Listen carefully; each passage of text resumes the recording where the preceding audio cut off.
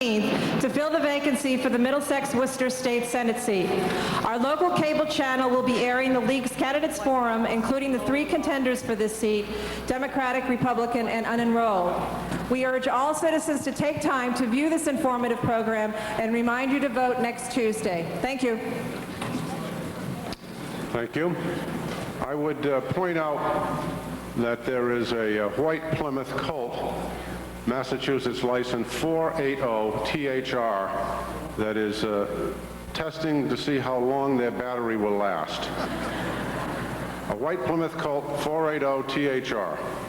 Lights are on.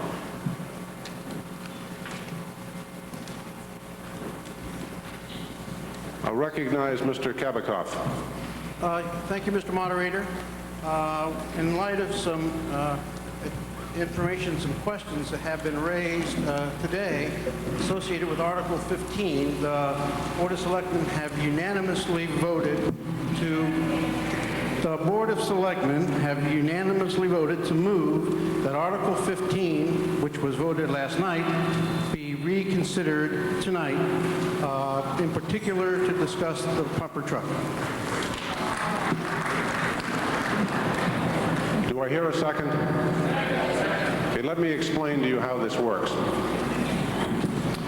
Reconsideration can be done of any motion, virtually at any time, except it can only be done once in each session of town meeting. If you wanted to reconsider Article 15 last night, it would have taken a 2/3 vote of all voting town meeting members to bring Article 15 back to the floor. If you do it in an adjourned session, which this is, it takes a 3/4 vote to pass under the town bylaw. It can be brought to the floor in 2 ways. Any citizen can go to the town hall and file for reconsideration, so long as that is done 8 hours prior to the start of town meeting.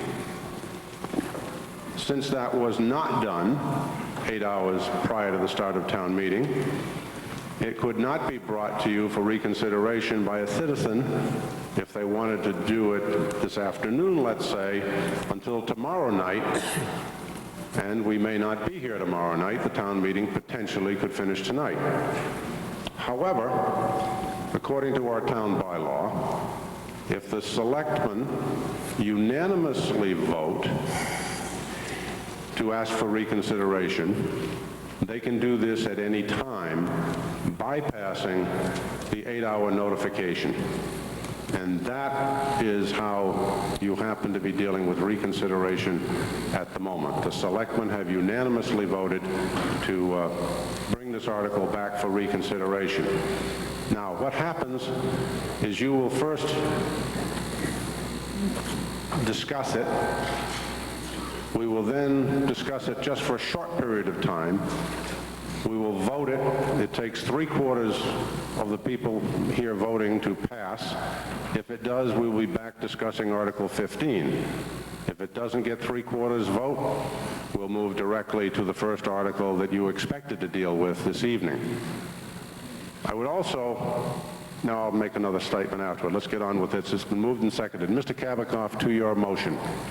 Okay, I'll try to be brief to respect your time and the real stated and expected agenda tonight. Today, the Board of Selectmen received the following email from Mr. Cadillac, and I read in part, I have been told today that the information about the in parentheses, reliability of number 24 pumper that town meeting was given last night is not supported by the facts. Number 24 has, in caps, not broken down in use and is not considered unreliable by those who use it, the firemen. The Board of Selectmen feels that if there's any doubt in any citizen's mind with regard to any information that has been disseminated at town meeting that results in a vote, that it's only the right thing to do to discuss whatever that misinformation might be, and clear the air. And if in fact a further discussion leads you to change your mind with regard to our town's need for a pumper, then you should be given the opportunity to make that mind change. Let me get right to the point here. The slide that Mr. Cadillac refers to is this one, which I put up last night. And in my notes, and in preparation for last night's presentation, and when I was going over it with town staff, my notes led me to the conclusion that this slide basically said that engine 24, which was the engine to be replaced, basically had major component failure, and it occurred while responding to a fire and while operating. I misunderstood the point. And quite frankly, Mr. Cadillac is correct. The engine never has failed while responding, and engine 24 has never failed while operating.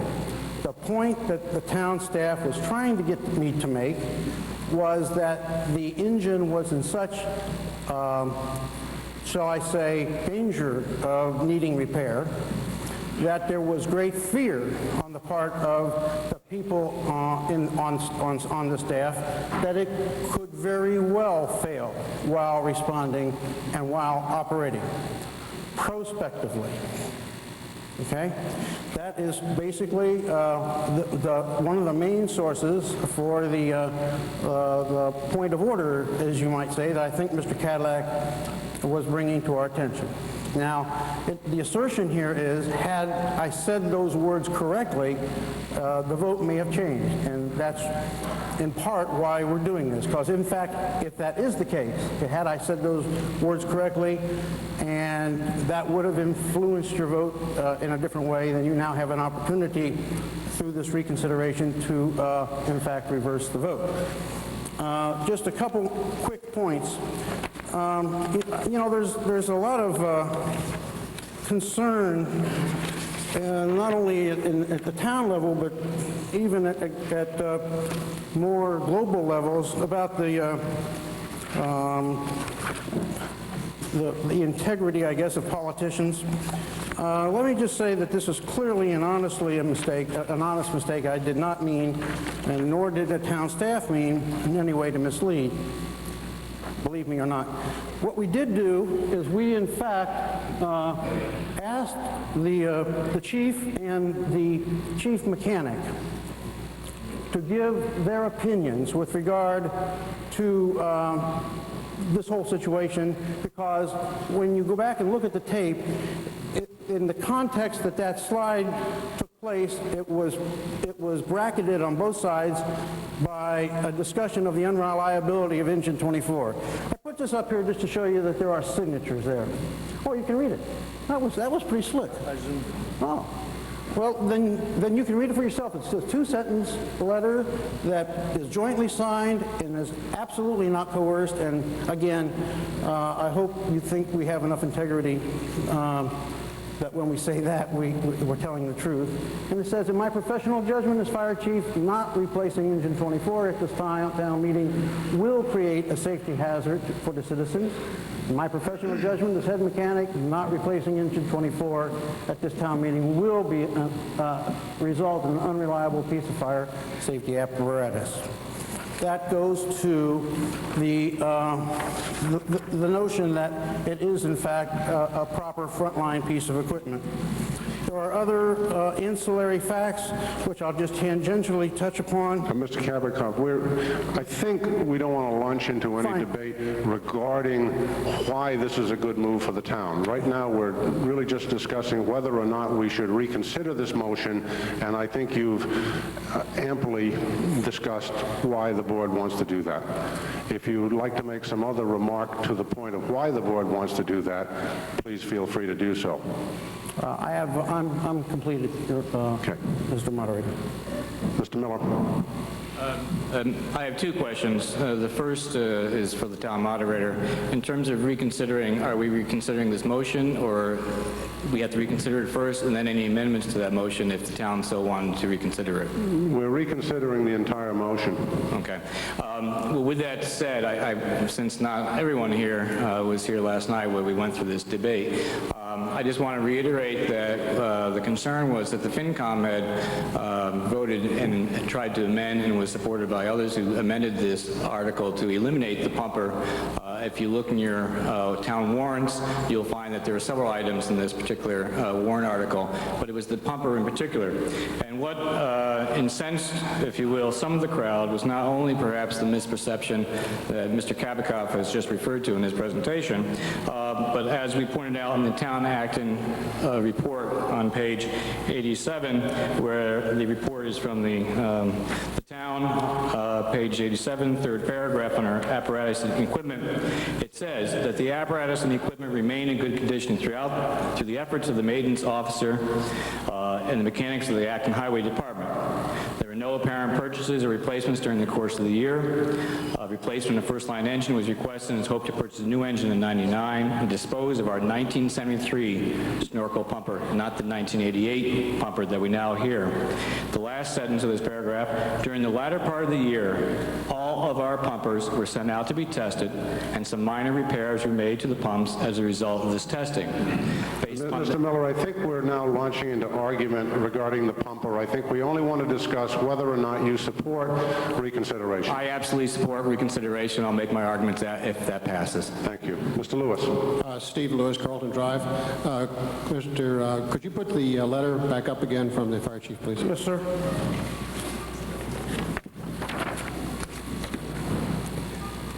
Is there a date on that letter? I was unable to see one.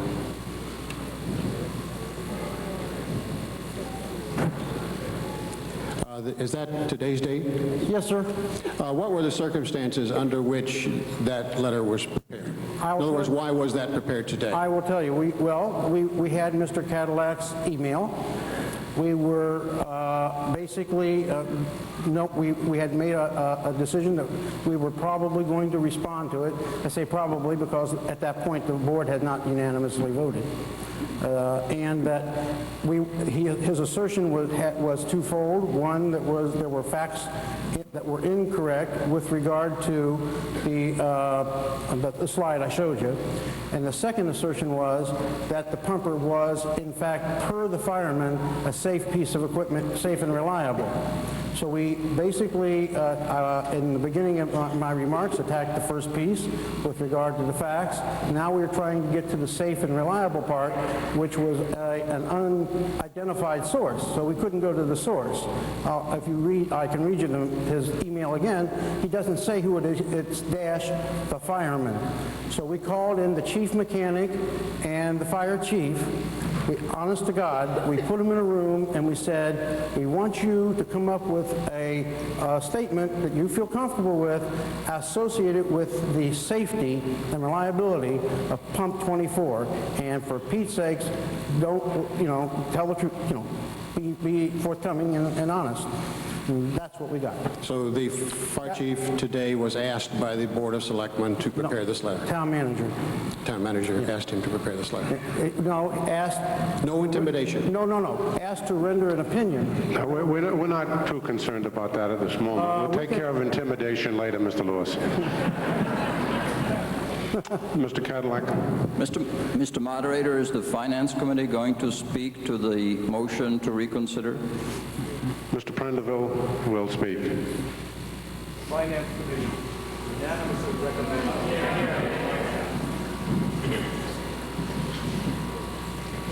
It is probably This one on? Okay. There we go. No?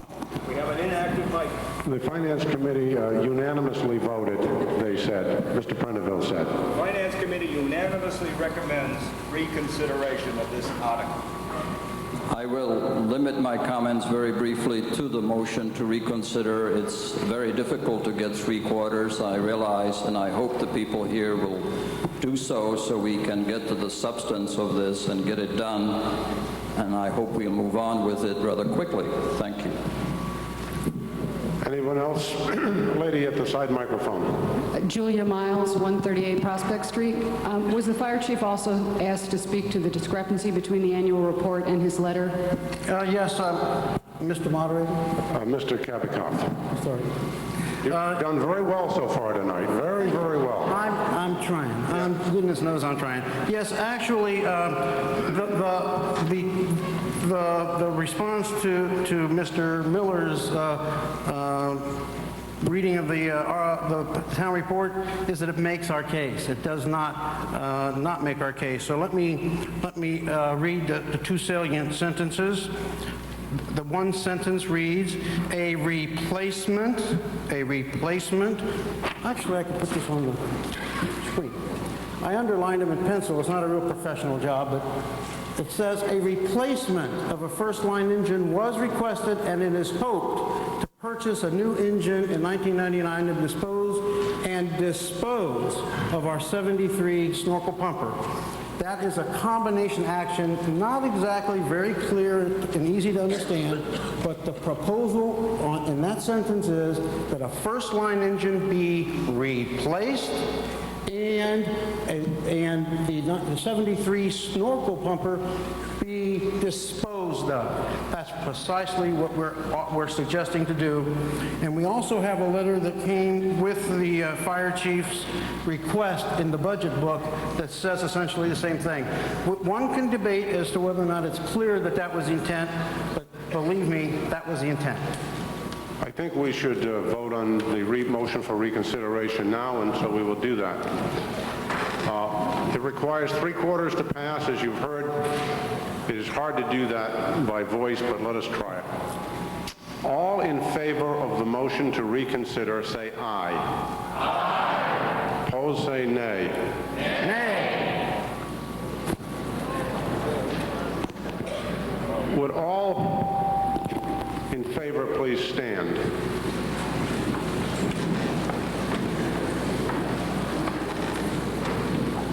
Please be seated. Would all opposed please stand?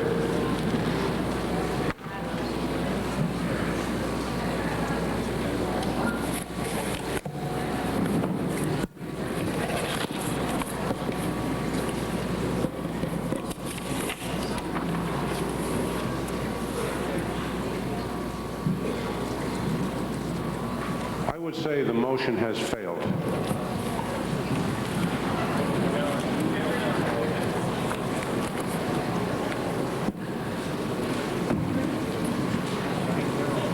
We move to Article 17.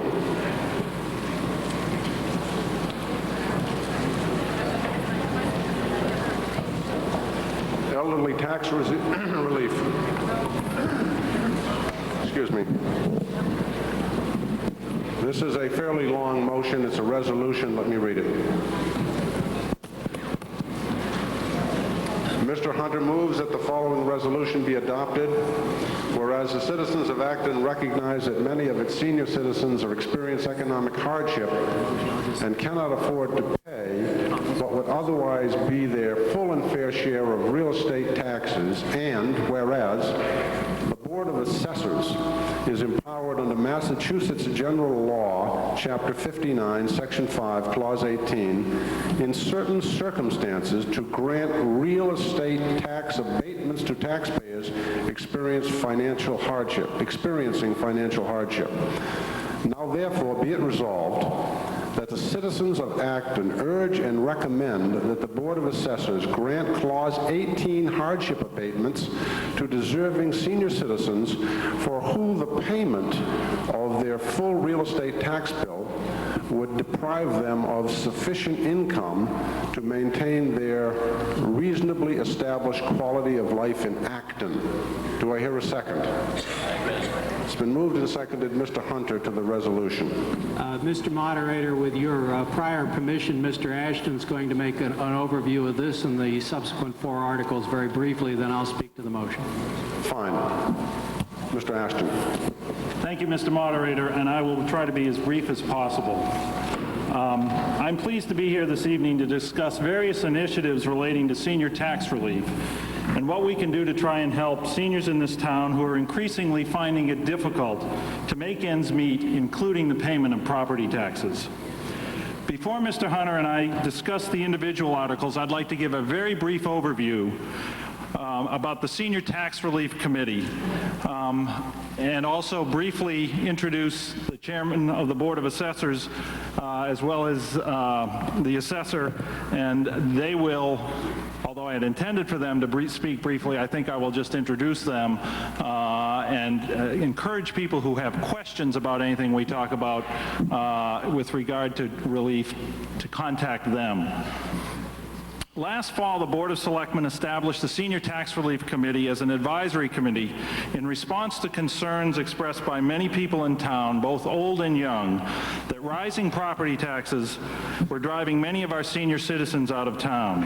Our committee has been meeting on a regular basis since December, working on both short-term solutions as well as longer-term solutions. As we are well aware, property values and taxes in Acton over the last 5 years have increased at rates more than double the rate of inflation, that rate at which most seniors earn Social Security benefits. Inflation has run at about 2%, whereas property values and taxes have risen at about 5% a year. It does not take a math genius to figure out that at those rates, seniors are being severely disadvantaged. And furthermore, that is in fact one of the major reasons seniors are faced with the prospect of moving out of town. This is not a problem unique to Acton. Our committee has learned that in poor and rich towns throughout the Commonwealth, seniors are facing the same problem. We feel strongly that the state must take action. Let me emphasize that property tax assessments, the rules for collection, and the rules for granting abatements are highly regulated by the state. The state literally controls virtually all the strings when it comes to taxation. Furthermore, the committee has learned that the state law governing tax abatements and deferrals is antiquated, unfair, obtrusive, and not designed to provide much assistance to our seniors. Indeed, last fall, our state auditor, Danucci, issued a report which indicated that in no uncertain terms, any benefits that the state had originally provided to seniors had been, and I quote, seriously eroded by the effects of inflation and rising property taxes. Our committee agrees 100% with that assessment, and we seek the state to take decisive action. And we have been working with other groups throughout the state to lobby legislators on Beacon Hill to do exactly that. Nevertheless, there are some local options that we believe can be implemented here tonight as a first step. There are 5 articles that we will now discuss, which we hope the town will approve and which we feel are a step in the right direction. Our seniors have helped build Acton into the desirable community that has attracted many of us to come live here. Now let's try and do what we can to help keep them here. I would like to just briefly introduce Dave Brown, who's the chairman of the Board of Assessors, and next to him is Brian McMullen. I was originally going to have them speak very briefly about some of the programs, but I think for sake of time, I will prevent them from doing that, and instead simply say that they're always available to answer questions. You're going to hear us talk a little bit about some fairly technical language. If in fact you are interested in any of these programs, certainly they're available to answer questions. And now, Mr. Moderator, if I might, I will turn this back over to Mr. Hunter. Before you start, let me just make a couple of other comments about lights. There's a car Massachusetts license 869MK or MUI. The lights are on. With respect to the white Colt that I announced earlier, there's no need to go out and get your car anymore. Police have broken into your car and smashed the window and turned the lights off. Actually, that's not true. The lights are still on. Sorry, Mr. Hunter.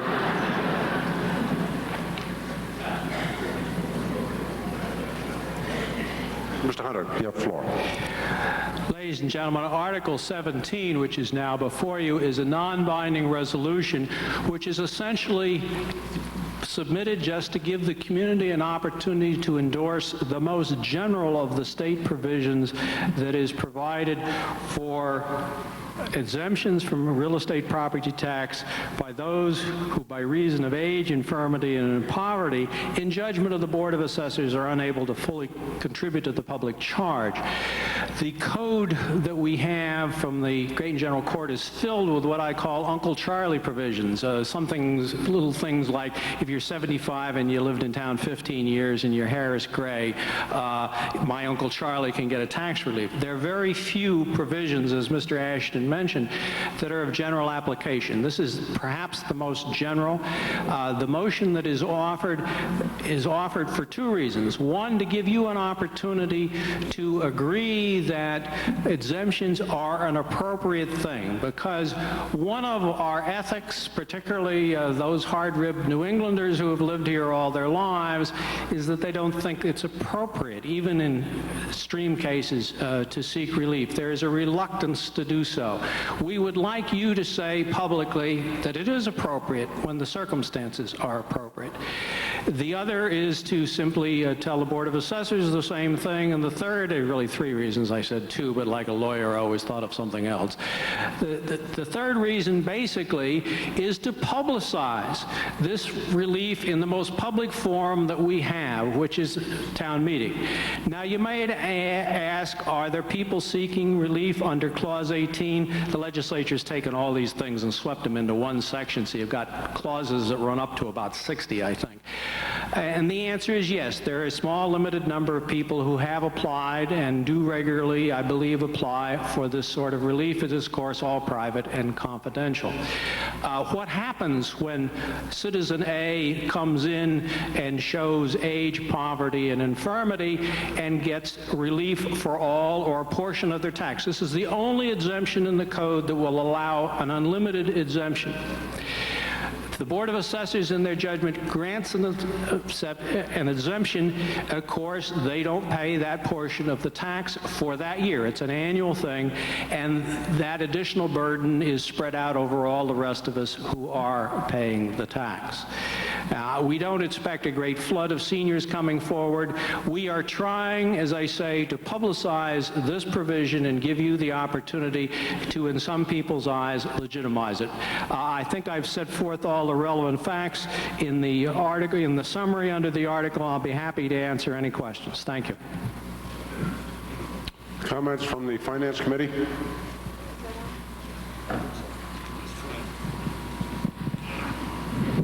Yes, it is. The Finance Committee recommends Article 17. Comments from the town meeting members? Yes, the gentleman at the front microphone. Would you speak right into the microphone, sir? Please, thank you. Referring to the quotation from Clause 18, where it says, by reason of age, infirmity, and poverty, implies to me that age and poverty alone aren't sufficient, since there's an and there. Is that correct? Mr. Hunter. That is indeed correct. It is conjunctive. The truth be known, across the state, many boards of assessors are fairly generous in finding infirmity. When you have age and poverty, those of us that are getting older realize that we're also getting more infirm in many cases, but it is a conjunctive provision. I was limping a little today, Doré. Other comments? Yes, Don, but you don't look very impoverished.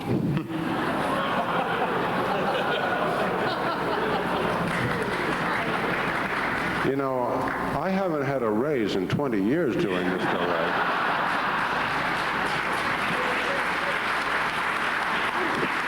Okay, enough of that. Let us vote, seeing no one standing. It requires a majority to pass. All in favor of the motion as read, say aye. Aye. Opposed, say nay. The motion carries. Article 18. Mr. Hunter moves that the town increase to $40,000 the maximum gross receipts needed to qualify for a property tax exemption under Chapter 59, Section 5, Clause 41A of the Massachusetts General Laws as amended. Do I hear a second? Moved and seconded. Mr. Hunter. Again, ladies and gentlemen, this is one of the provisions where we're actually proposing that you take some real action. The purpose of all of these elderly tax relief proposals is for us, it's proposed for us to extend the benefits as far as the state law will allow us. There is under Section 5 and Chapter 59 of the Massachusetts General Laws what's known as Clause 41A, or the tax deferral provision.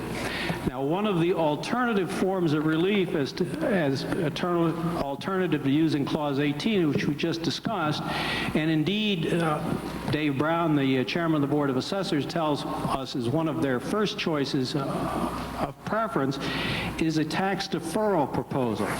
If someone is in poor financial states, they're 65 years of older, they've lived in the Commonwealth for more than 10 years, they've owned the property involved more than 5 years, they may apply, if it's a couple, if one of them is more than 65, they may apply for deferral of a portion of their real estate tax each year.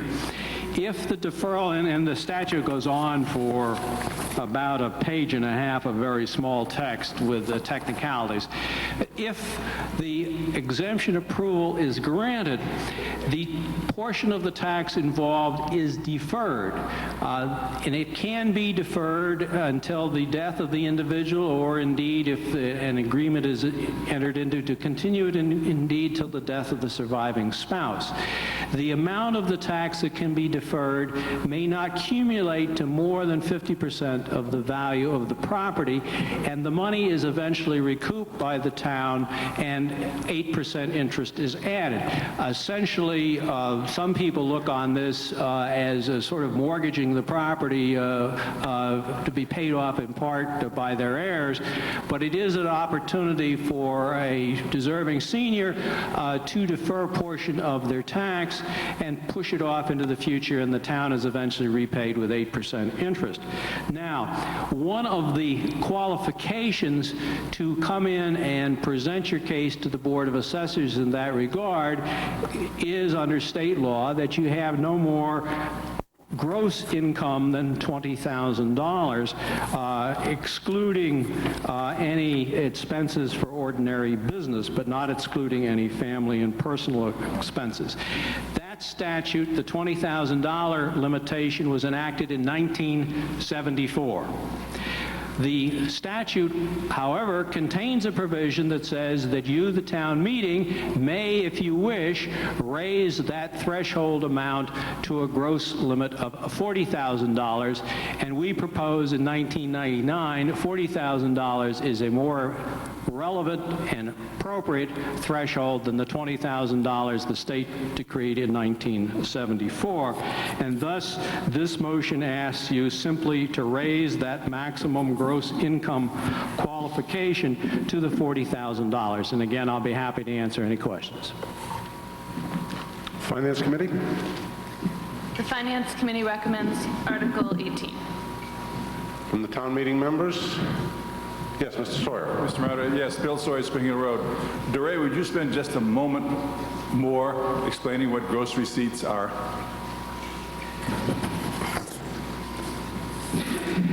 Well, let me read you the statute, Bill, because I'm not sure I understand all of it. It says here, it says, person whose spouse, if married, had during preceding year gross receipts. I'm not doing too well tonight. Let me start that over again. that the person, if married, and the spouse, if married, during the preceding year had gross receipts from all sources, not in excess of $20,000. And then on a subsequent page, sort of out of context, the statute writers aren't the best at English composition.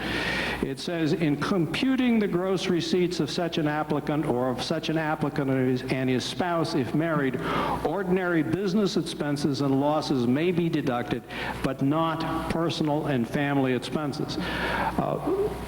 My understanding is basically all the money you have coming in, less any business expenses, goes into the computation of the $20,000, or if you vote affirmatively here tonight, the $40,000.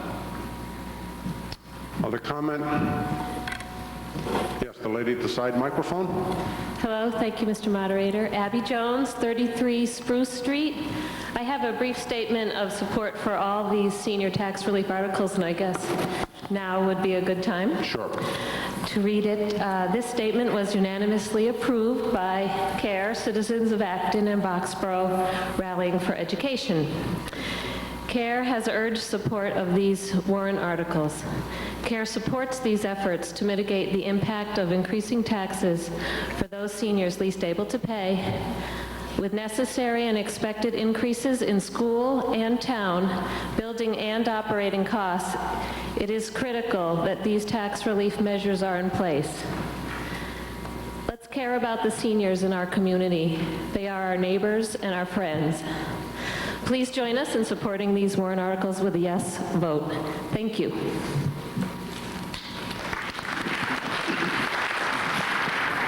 Mr. Cadillac. This may be a good time as any to let the people know what ACT thinks about these articles and explain why it did not appear on our handouts.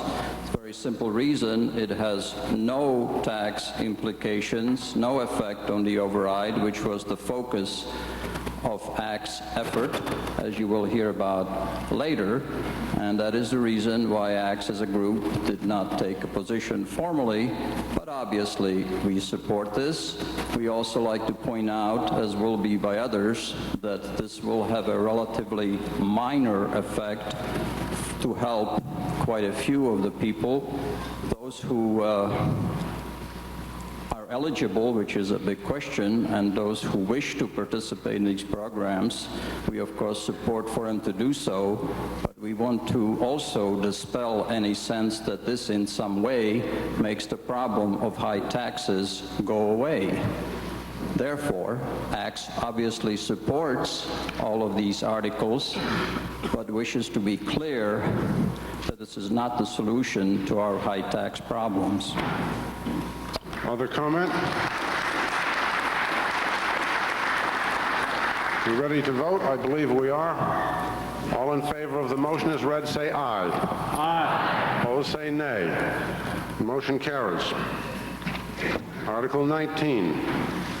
Mr. Ashton moves that the town accepts Chapter 73 of the Acts of 1986 as amended, and that the town doubles the property tax exemptions as allowed by this statute. Do I hear a second? Moved and seconded. Mr. Ashton. Thank you, Mr. Moderator.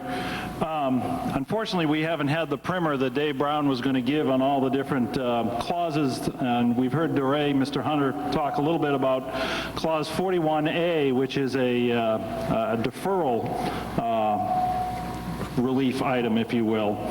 What Article 19 does is it asks the town to accept Chapter 73 of the Acts of 1986, which is a state law that authorizes cities and towns to grant additional real estate tax exemptions under the different clauses that already exist under state law for exemptions and abatements. These are the clauses 17, 22, 37, and 41, which probably mean nothing to most of you. But those are the clauses under state law, under Chapter 59, which permit a very modicum, very small amount of relief under state law. What this article does is it enables the town to move to up to double the amount of the exemptions and abatements that can be granted. For example, and I should also add that this must be done uniformly. In other words, if we do it for one clause, we got to do it the same way for all the other clauses.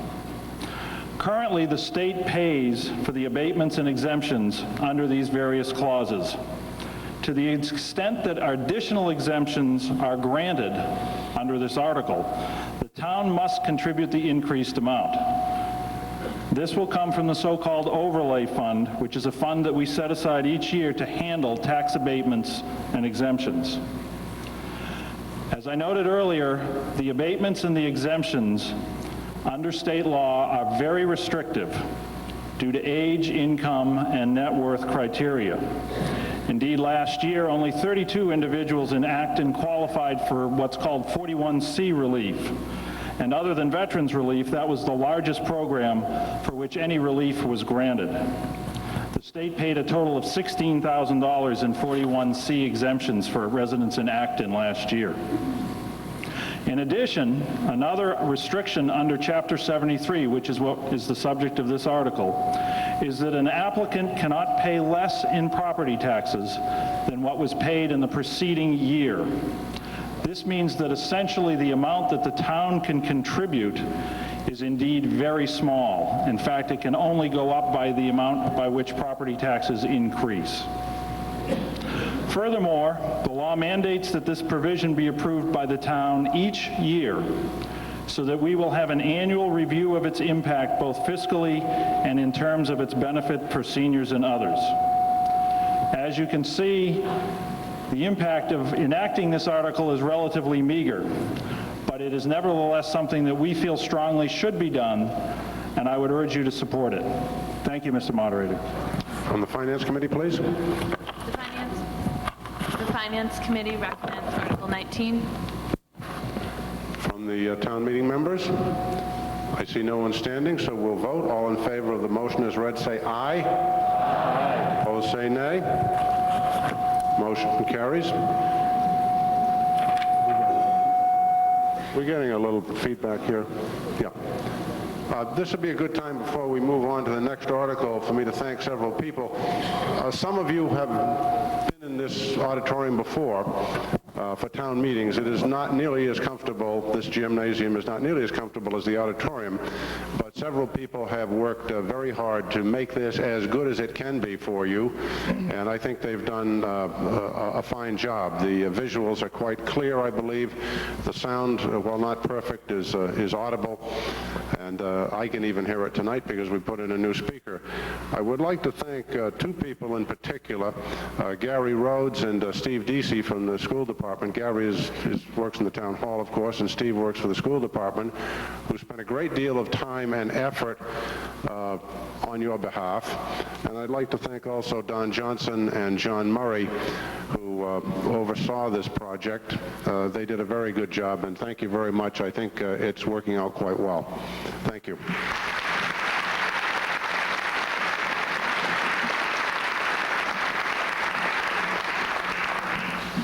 Article 20. Mr. Ashton moves that the town accepts the provision of Section 3D of Chapter 60 of the Massachusetts General Laws as amended. Do I hear a second? Mr. Ashton. Thank you, Mr. Moderator. Last summer, the state legislature enacted a new law, Chapter 166, which was designed to give local cities and towns the option of establishing a fund, so-called Aid to Elderly and Disabled Fund. The law was an initial response from the legislature in response to the growing need perceived by Beacon Hill for senior tax relief. The law is intended to help local cities and towns to defray property taxes of seniors and disabled through the creation of a private fund. The law gives the town the authority to set up this fund, but it is up to each municipality to decide whether to establish one. We are asking for the town's approval tonight to establish such a fund. Under the program, taxpayers are allowed to check off on their excise or property tax bills whether they wish to make a tax-deductible donation to this fund when they pay their taxes, and they may obviously choose the amount that they desire. In essence, this is a mechanism by which private citizens may elect voluntarily to help out seniors and disabled who face a much more difficult time paying property taxes than others. Once the fund is set up, the town treasurer is to administer that fund, and to the extent that interest is accrued, it stays with the fund. I should note that a few other towns have already enacted this statute, and I'm aware of at least one town, Hopkinton, which has already raised over the last 4 months approximately $15,000 through private donations. However, and this is rather obvious, I suspect, but the success of this fund will depend entirely upon the citizens of the town and the amount that they're willing to donate.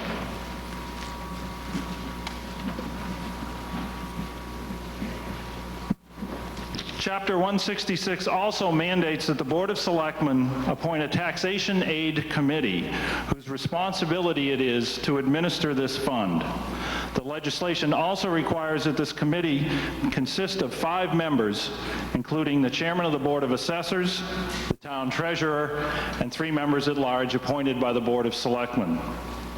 It is the responsibility of this committee to develop and implement the criteria for the disbursement of funds from these donations, including the development of appropriate eligibility requirements. In its meetings, the Senior Tax Relief Committee has discussed such criteria, recognizing, though, that it is ultimately up to the committee itself to design such rules. We believe that this legislation can make a significant difference in helping seniors and the disabled, and I hope that you will support it. Thank you. From the Finance Committee, please. Because of the voluntary nature of this particular article, the Finance Committee voted to make no recommendation. Other comments? I see nobody standing, so we'll vote. All in favor of the motion as read, say aye. Aye. Opposed, say nay. The motion carries. When I thank some people, I should have thanked Don Gilberti, too, who spent a great deal of time, particularly in the last day or so, trying to make this room hearable as well. Don normally takes care of the audio-visual material at our town meetings, and he helped out today so that we hear a little better tonight. So thank you very much, Don.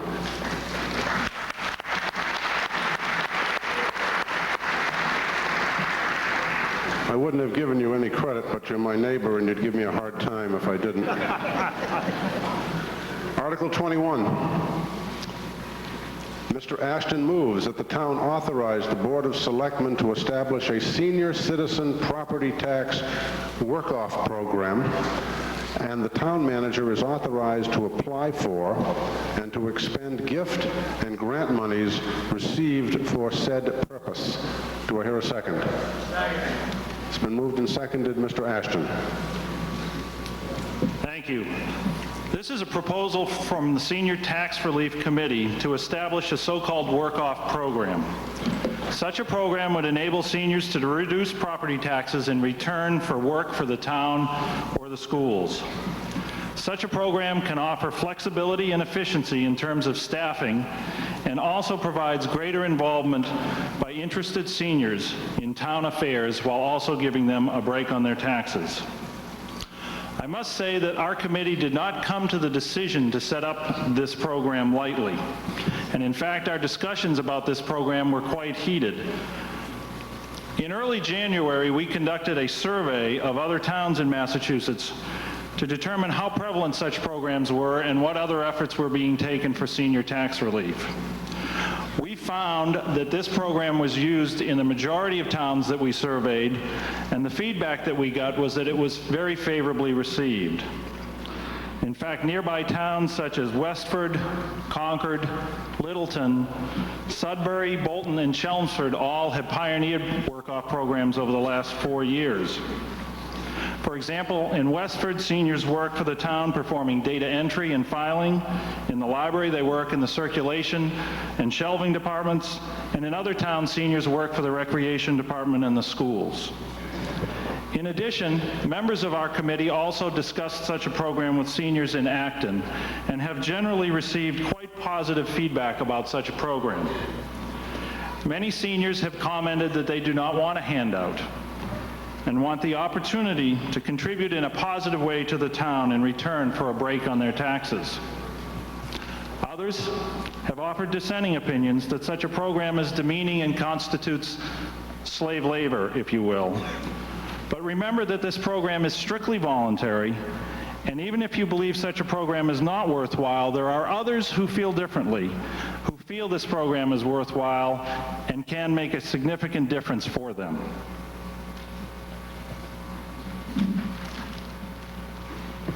The proposal before us tonight is a pilot program and envisions jobs for seniors, hopefully working both for the town and the schools. Jobs such as working for the newly created Recreation Department, up at NARA when it opens, at the library and in Town Hall.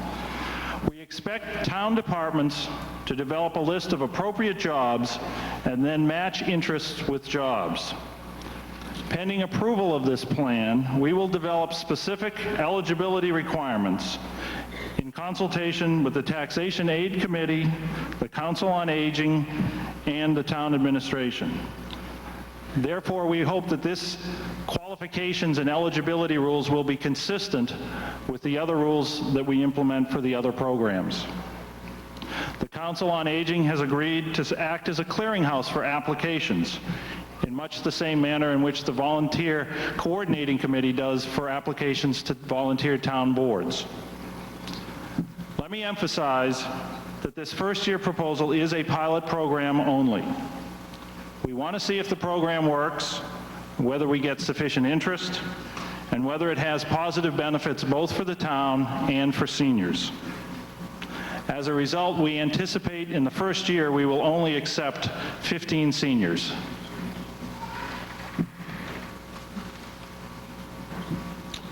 Under the program, the town will pay up to $500 to each eligible participant who completes his or her work assignment to offset the payment of property taxes. As I noted, this is a pilot program, and pending approval of this article, we intend to fund this program in its first year with money from the Audubon Hill Gift Fund, which can be allocated by the Board of Selectmen in response to a request from the town manager. The expected allocation in the first year will be approximately $7,500. Thus, no appropriation will be required this year. However, if the program is successful, we do expect to come back to the town in the future, and at that point we expect that we will need an ongoing appropriation, probably in the range of $10,000 to $15,000 a year. I'd be happy to answer any questions, and that's all I have. From the Finance Committee? Due to the uncertainty of financing this program in the future, the Finance Committee does not recommend this article. Comments from the town meeting members? I see a lady standing here at the side microphone. I have a question in general. One of the articles seemed to include the disabled as well as the elderly, and I wondered if any thought had been given to assisting people who become disabled, even if they aren't elderly, which, you know, if they've lived in the town for many, many years and all of a sudden become totally disabled, do they have to leave? I just would wonder the status of that. Mr. Ashton?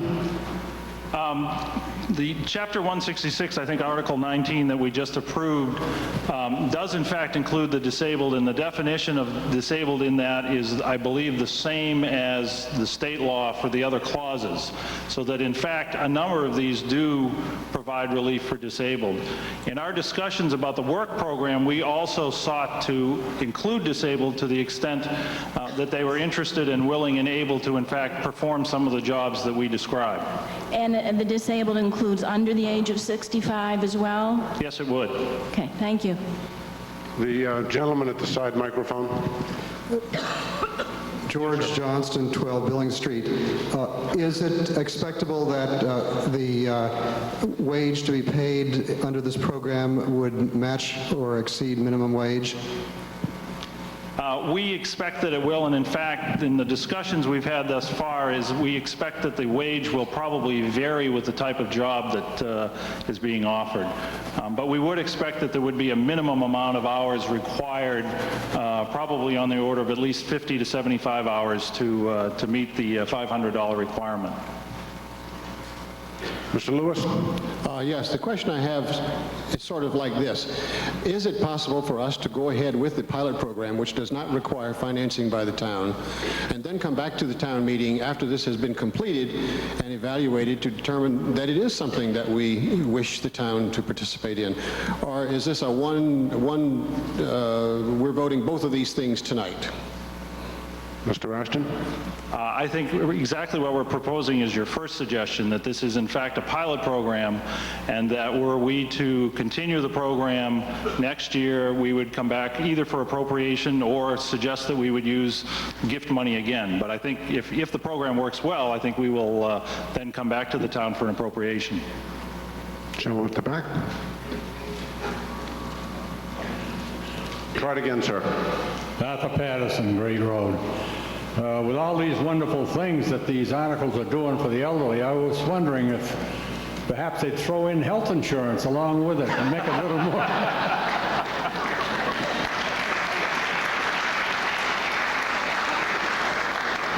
Now, see, Mr. Ashton, there's a question that you don't need to answer. I'm not racing to the mic, Mr. Moderator. I see no one standing. We'll vote. All in favor of the motion as read, say aye. Aye. Opposed, say nay. Motion carries. Article 22, dealing with the Senior Center eminent domain taking. Mr. Harrington moves to take no action. Do I hear a second? Second. I'll recognize Mr. Harrington to his motion. Thank you, Mr. Moderator.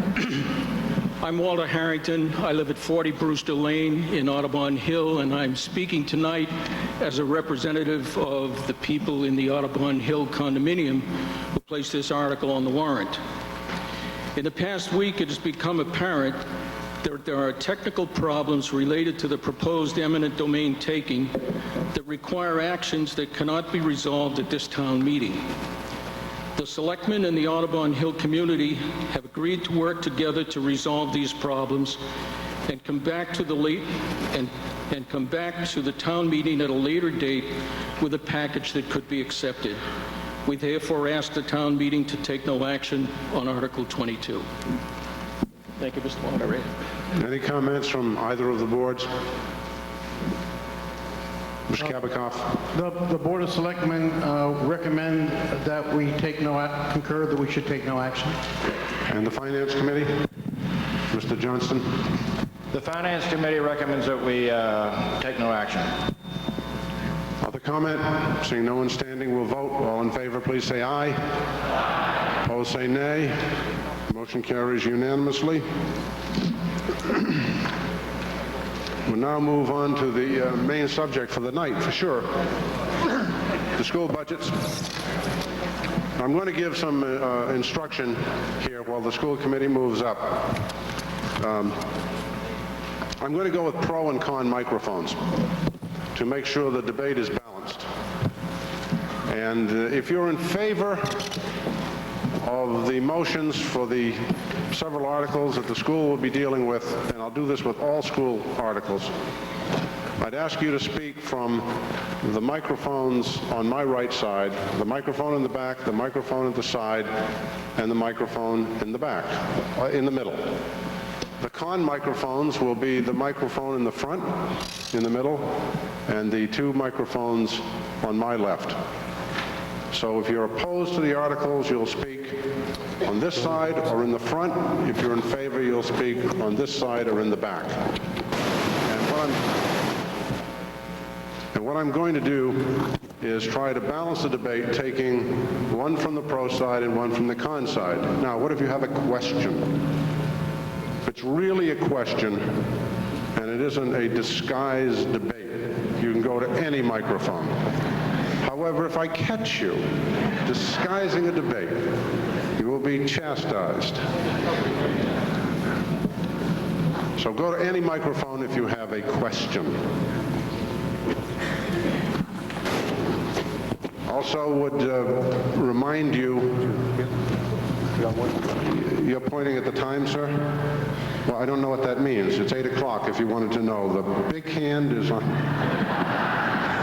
We're going to get right to it. Oh, the time for speeches. Okay. Let me give a couple of comments on time. There is no motion in front of us to limit debate for presenters or speakers, and that's the way I intend to keep it. I would ask people, however, to be conscious of everybody else's time.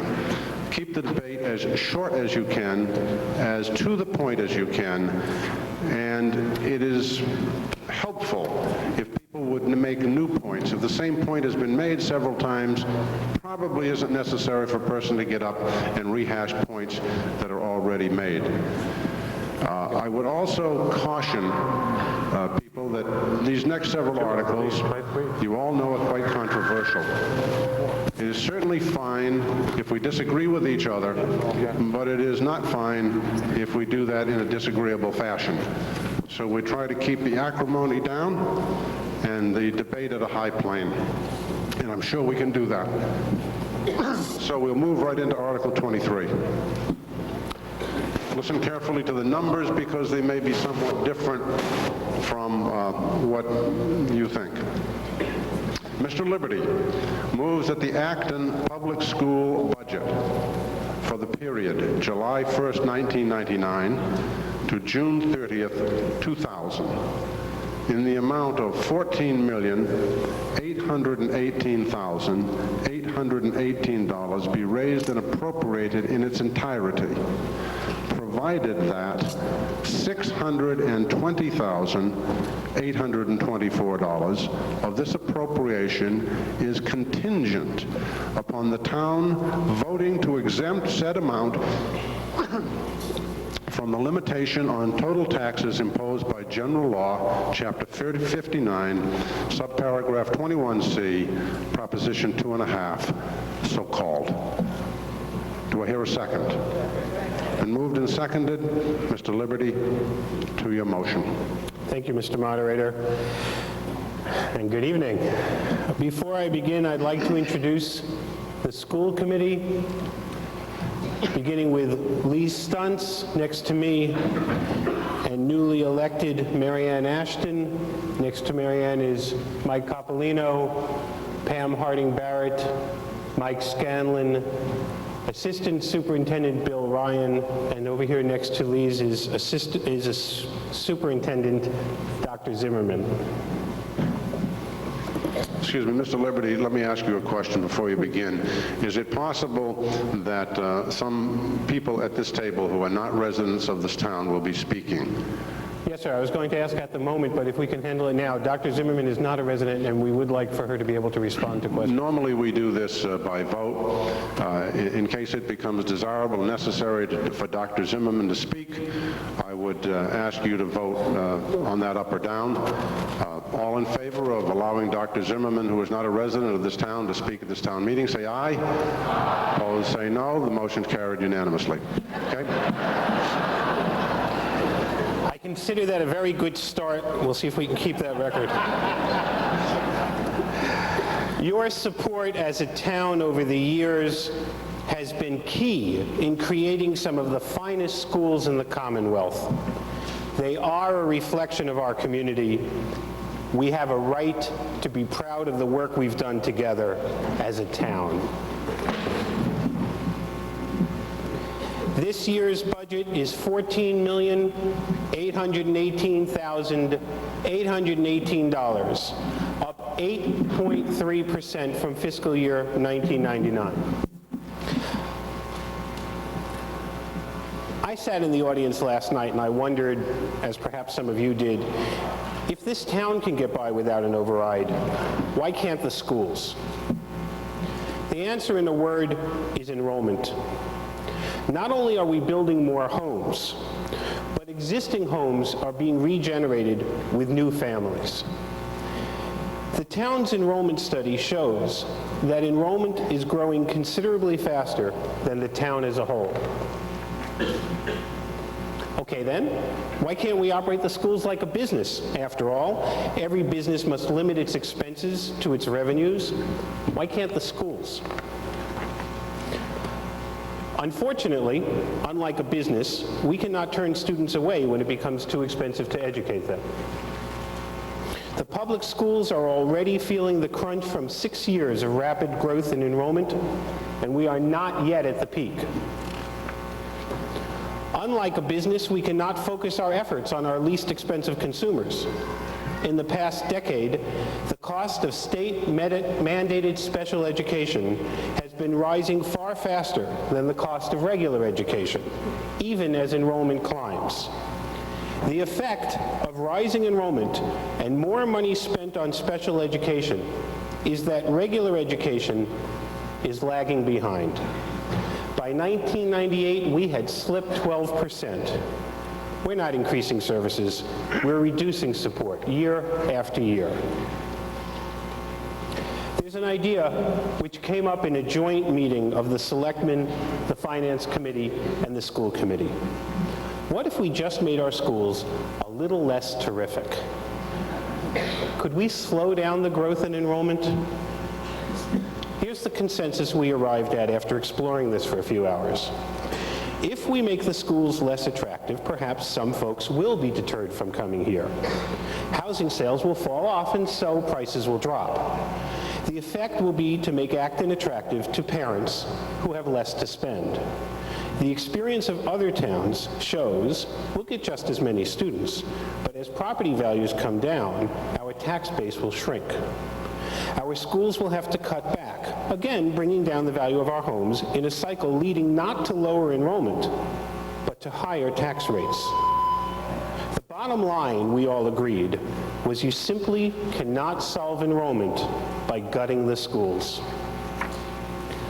We'd like to put this year's increase in perspective. Other than hiring teachers to meet growth in enrollment, adding reading teachers, and supplying mandated SPED programs, our growth this year is actually 3.6%. Hiring teachers adds a 2.3% increase. The reading and SPED teachers add a 1.6% increase, and SPED tuition adds the remaining 0.8%. The school committee made restoration of reading teachers a high priority this year.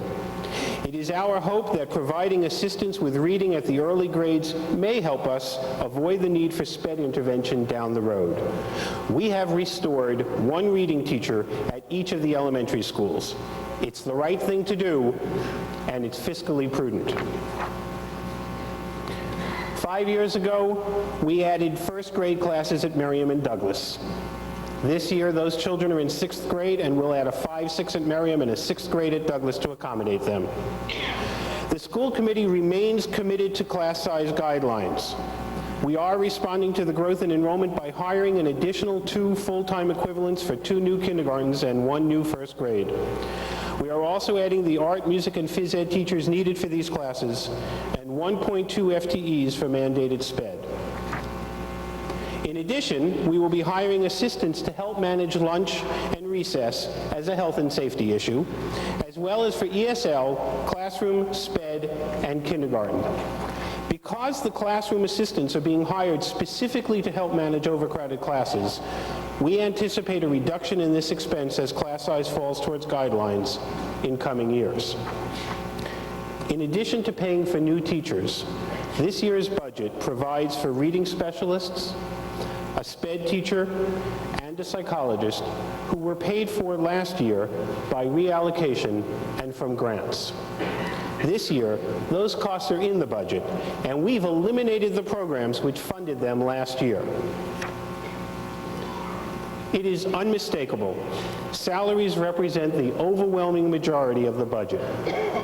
There's a flyer outside from ACTS which suggests we are top-heavy with administration and not spending enough in the classroom. The fact is that teachers and instructional support represent 83% of our budget for salaries. Our administrative overhead is 1 principal in each elementary school, plus 2% of our budget for the central office. In fact, this is very light management overhead. That That same flyer suggests our per-pupil expenditures are already very high. The fact is that Acton continues to spend less per student than any of the towns we compare ourselves with, less than our neighbors, less than the state average. To put this in perspective, we compared Acton's per-pupil expenditure with 25 other towns, including Stowe, Chelmsford, Littleton, and Maynard. We spend less. This is not something to be proud of. This situation is not sustainable. We are not keeping up with enrollment. We are not providing our students with the level of service they deserve. The effect is large classes, which limit the amount of time a teacher can spend with each student. We agree, however, with those who say that the most important ingredient in a classroom is not the class size, it's the quality of the teacher. In the next 5 to 10 years, fully half of our teachers will retire. Our large classes limit our ability to attract the very best teachers to our schools. The school committee has worked hard to balance the need to bring down class size with the need to live within fiscal constraint. With this year's budget, more than half the classes will still be above class size guidelines. Until the new twin school comes online, we will not be able to reduce the rest of our classes. One of the most disturbing questions to come up in this discussion this year is whether the school committee is to be trusted.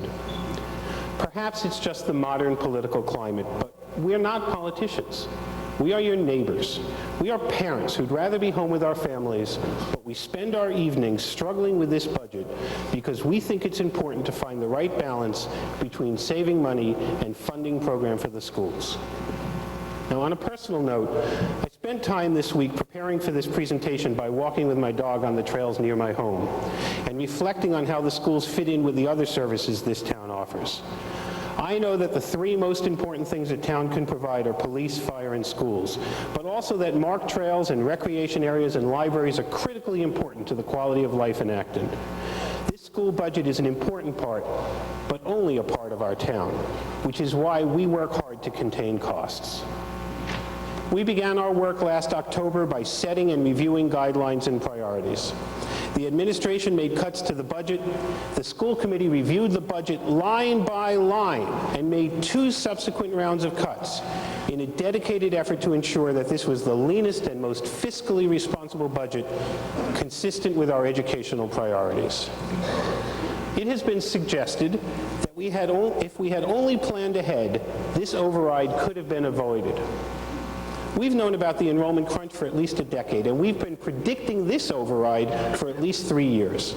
At the town meeting in December, we anticipated a budget of just over $15 million, but the school committee felt a strong obligation to bring down those costs, and we have cut the budget substantially. After the administration made their cuts, the budget was presented to the school committee, and we reduced that amount by over $140,000 in the first round of cuts, and we cut another $338,000 in the second round. These cuts were significant. We were unable to restore the Director of Curriculum, Instruction, and Assessment cut 5 years ago, despite our demonstrable need for that position. Similarly, we were unable to add a second curriculum specialist, even though we need 5 and have only 1. We did not add foreign language teachers at the elementary, even though this will be state mandate soon. We opted not to add an additional 2 classroom teachers who would have reduced class sizes in grades 1 and 3. The principals do not have the office support they require, but we cut their requested increase, and we cut the central office support in a single-minded dedication to focusing our budget on direct service. In the second round of cuts, we also eliminated funding for mentoring, and we reduced the professional development line item. Special education emergencies cannot be predicted. Children with mandated needs may move in and cost us an additional $20,000, $30,000, $50,000. We like to set aside a contingency for that amount. But at the suggestion of the Finance Committee, we are asking the Board of Selectmen to provide for this need, if needed, out of town funds. This will reduce the override, and we agree with the FinCom that it's fiscally prudent. Thus, this year's budget budget reflects a 3.6% increase in cost, plus reading teachers, mandated sped costs, and hiring to manage the growth in enrollment. We believe this budget, while educationally sound, is fiscally responsible. To spend more would be to put an unfair tax burden on the town, but to spend less would be to shortchange our students in a time of rapidly increasing enrollment. We are convinced we have found the right balance. We ask you for your support. Thank you.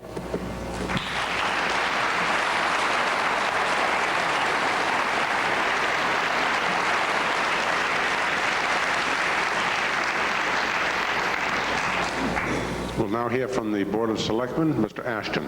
Thank you, Mr. Moderator. It's on. It's on. Okay. The Selectmen found that the school budget is a reasonable and responsible budget and voted unanimously to recommend its approval. We found that increased costs resulted from significant increases in sped costs, increased enrollment, and the need to limit increased class sizes. The school committee delved deeply into the details of the budget this year and twice made cuts in response to the town's budget realities. The Selectmen, at their review of the school budget, commented on the detail and clarity of the presentation. Furthermore, we have been assured by the school committee and the school administration that barring an act of God or other unforeseen event, there will be no operating override required next year. And while I'm mentioning an operating override, I'd like to make one other comment and try and dispel notions about operating overrides being outside the purview of the mandate of Proposition 2.5. And let me quote from an editorial from Barbara Anderson, of the Executive Director of the Citizens for Limited Taxation. In an editorial she wrote, "Proposition 2.5 overrides will permit communities that need and can afford more services to ask their voters to allow an additional tax increase. There is some misunderstanding about this. Far from being a way for local officials to get around 2.5, the override is the heart and soul of the law. Total property taxes in a community can go up only 2.5% a year, regardless of increases in market value, unless local voters approve an override.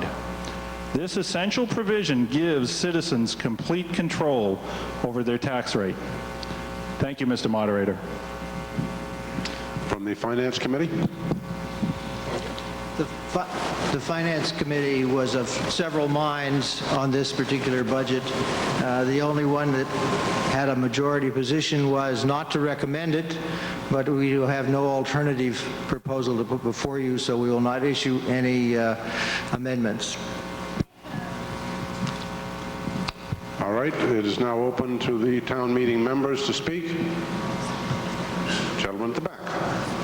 John Benson, 21 Deacon Hunt Drive.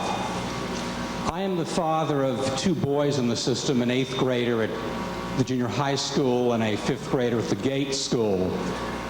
My wife has been a 26-year teacher in the system, and for the last 13 years, she has been the regional department leader in social studies in the high school. In addition to her administrative duties, she teaches 3 sections of the advanced placement course in psychology. It's a college-level course. It's a pretty heavy-duty thing. The students are primed to take an AP course at the end of the year, and if they score high enough, they get college credit. Mr. Cadillac's son Mike has taken that course in prior years. Mr. Kabakoff's daughter, several of Mrs. Stuntz's boys have been in the class. It's about 100 kids over 3 classes, attracting students in all levels. The class starts in the summertime when summer readings are assigned. They're recommended, they're not required. One night I came home in the fall and found our kitchen table was strewn with manila legal folders, masking tape, and paper, and a paper cutter. And what Pam was doing was recovering and rebinding the summer reading.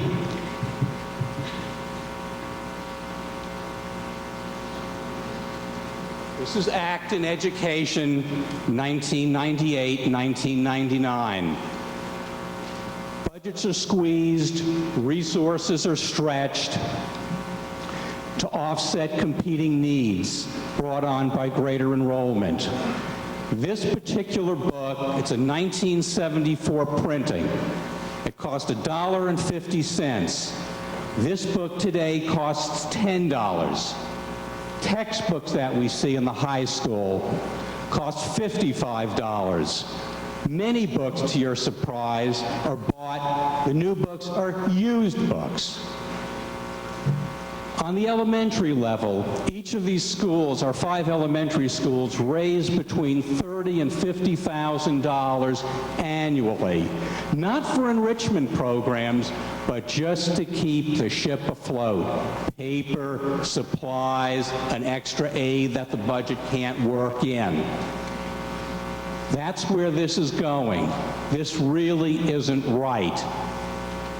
Now, probably as one of the senior baby boomers in this group, and before we get going, maybe we can all reach out to each other.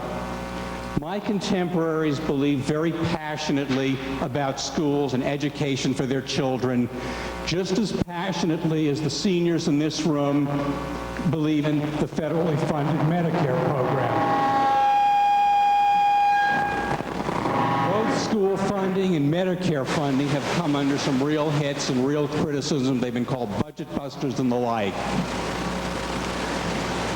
I could see in the Medicare system many of the issues are brought on by increasing life expectancies, advances in medical technology, all of which create a like enrollment problem. Every working person in this room pays 1.45% of their income to a Medicare tax. It's a real tax. It's listed on your pay stub. It's on your W-2 statement. It's not one of those, what is the definition of is. It's a tax, and I'm pleased to support it and pay it. I could look at many of you seniors tonight as if you were my parents or my father-in-law. And I certainly wouldn't give any of you a 1974 voucher to pay 1999 medical expenses.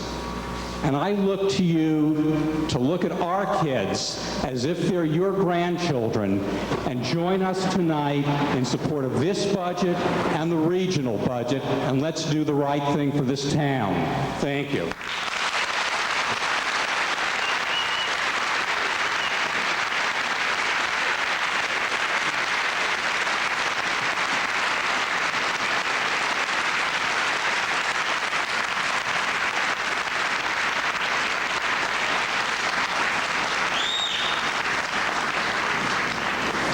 Mr. Liberty, would you take your slide down from the screen, please? Thank you. Mr. Lewis? Yes, sir. May I use the overhead projector, please? Yes, you may.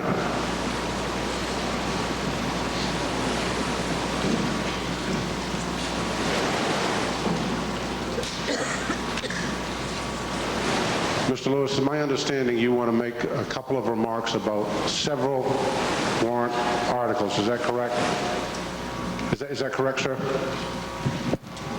Yes, that's correct. I want to speak both about the local schools as well as the regional schools, because I think the clarifications that I hope I will be able to make apply to both.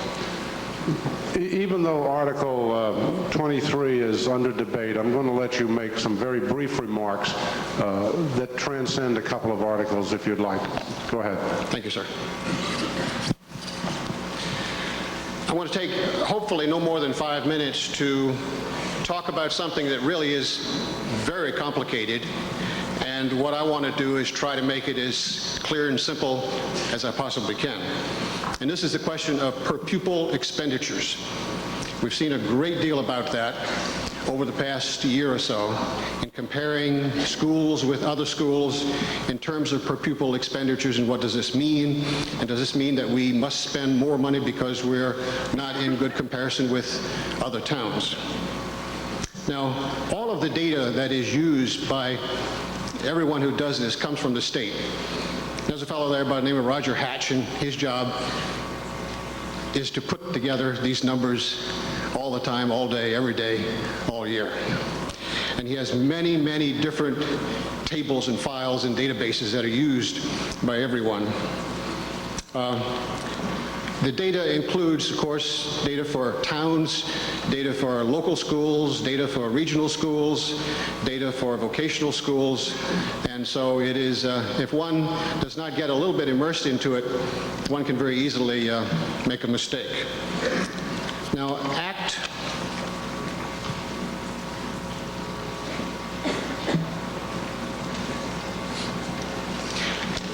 has a handout, and I hope that most of you are able to get a copy of this handout. It doesn't look like it's very clear up here.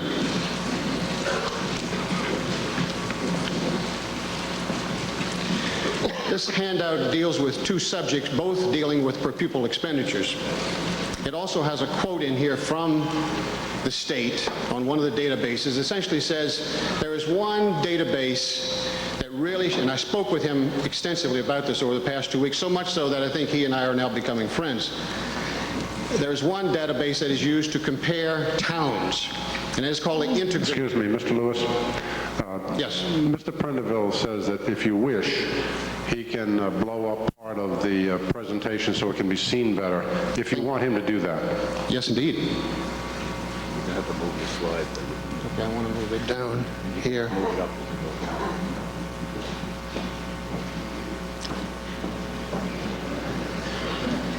You'll get a lot of magic. Well, that's much better. He just said he will automatically focus.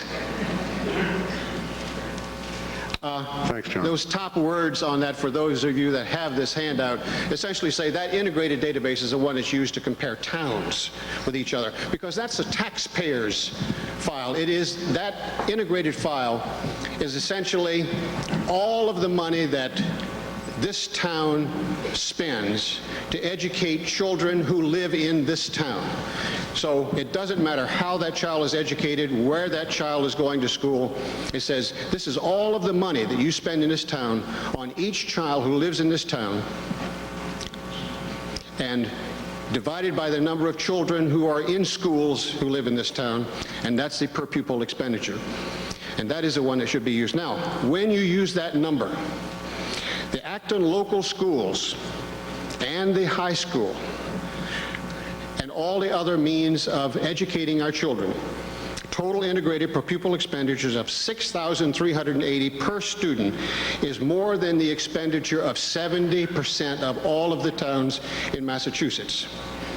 Now, we keep comparing ourselves with the average town, the average town.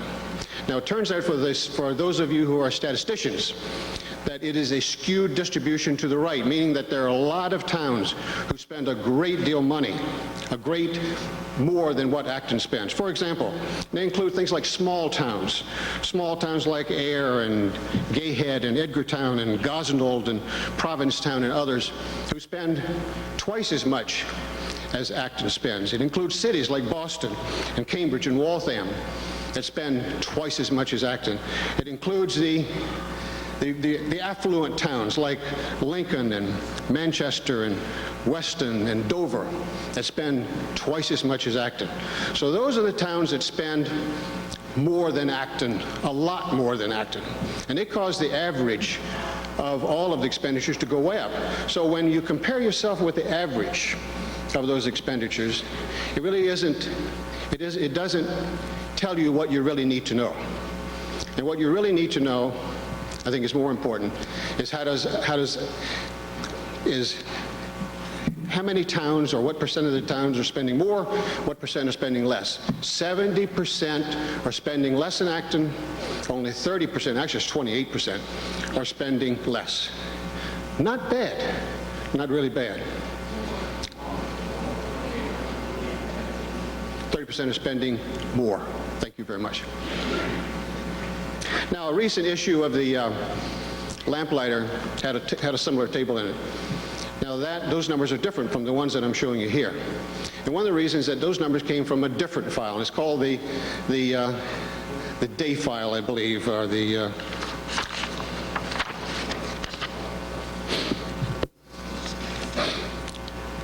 day student file, or something like very, very close to that. Those numbers are, according to the state, should be used internally by the school district itself to look at different programs, because those numbers do not include all of the students in town, and they don't include all of the expenditures in town. For example, not any, but a number of the special ed students who are educated out of town is not included in that. Choice students that go out of town are not included in that. Charter students who go out of town are not included in that. So those numbers are partial. They're not the total numbers. So one of the things that we should always do is use that integrated file for taxpayers. It essentially says, this is all the money we spend, these are all the students that we have, and we ought to do that. Now, you have here also a handout from CARE. And CARE says, now this is yellow, but it's not the CARE one. The CARE handout essentially says that the Acton local schools, and gives its per pupil expenditure, which is from that partial file, gives that per pupil expenditure and says this is, Acton is, I believe it was 21% percentile, meaning 80% of the town spend more than Acton in local schools, and only 20% spend less. I looked at that and said, this cannot be right. And so when I went back and looked at the data again today, it is true that it is not right. That the people from CARE who did this, they used one of the files in which the Acton local school, it was by district, and so one of the Acton local schools was compared with other school districts that had high schools in them. So essentially it was a comparison of Acton local schools with many other towns, hundreds of other towns that included both local schools and high schools. The number is wrong. The number should be more around 70th percentile, not 21st percentile. Finally,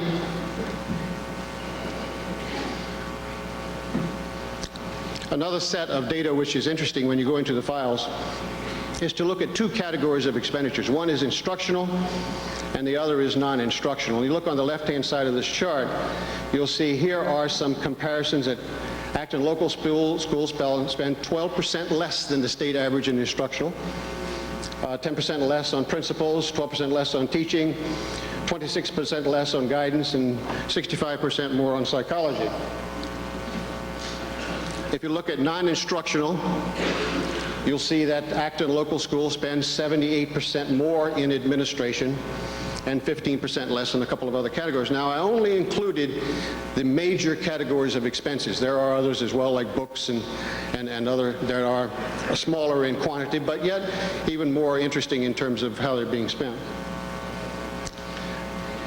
And so while I'm here doing this, because the next article to come up will be the regional budget, you can see that the comparison with state average on that, supervision 200% more than state average, principals 24% more, teaching less.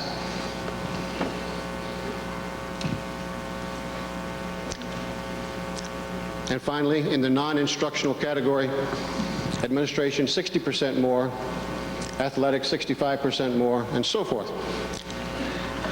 Now, the point that I really want to make, and the reason for all this numbers juggling around, is that per pupil expenditure is an extremely complex number.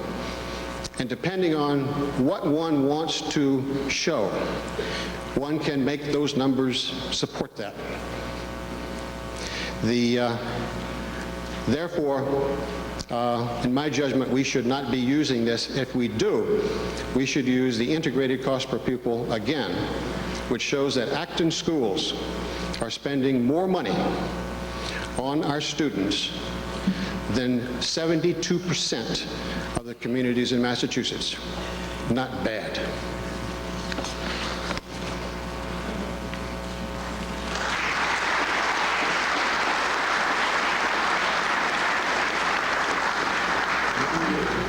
Mr. Jarbo.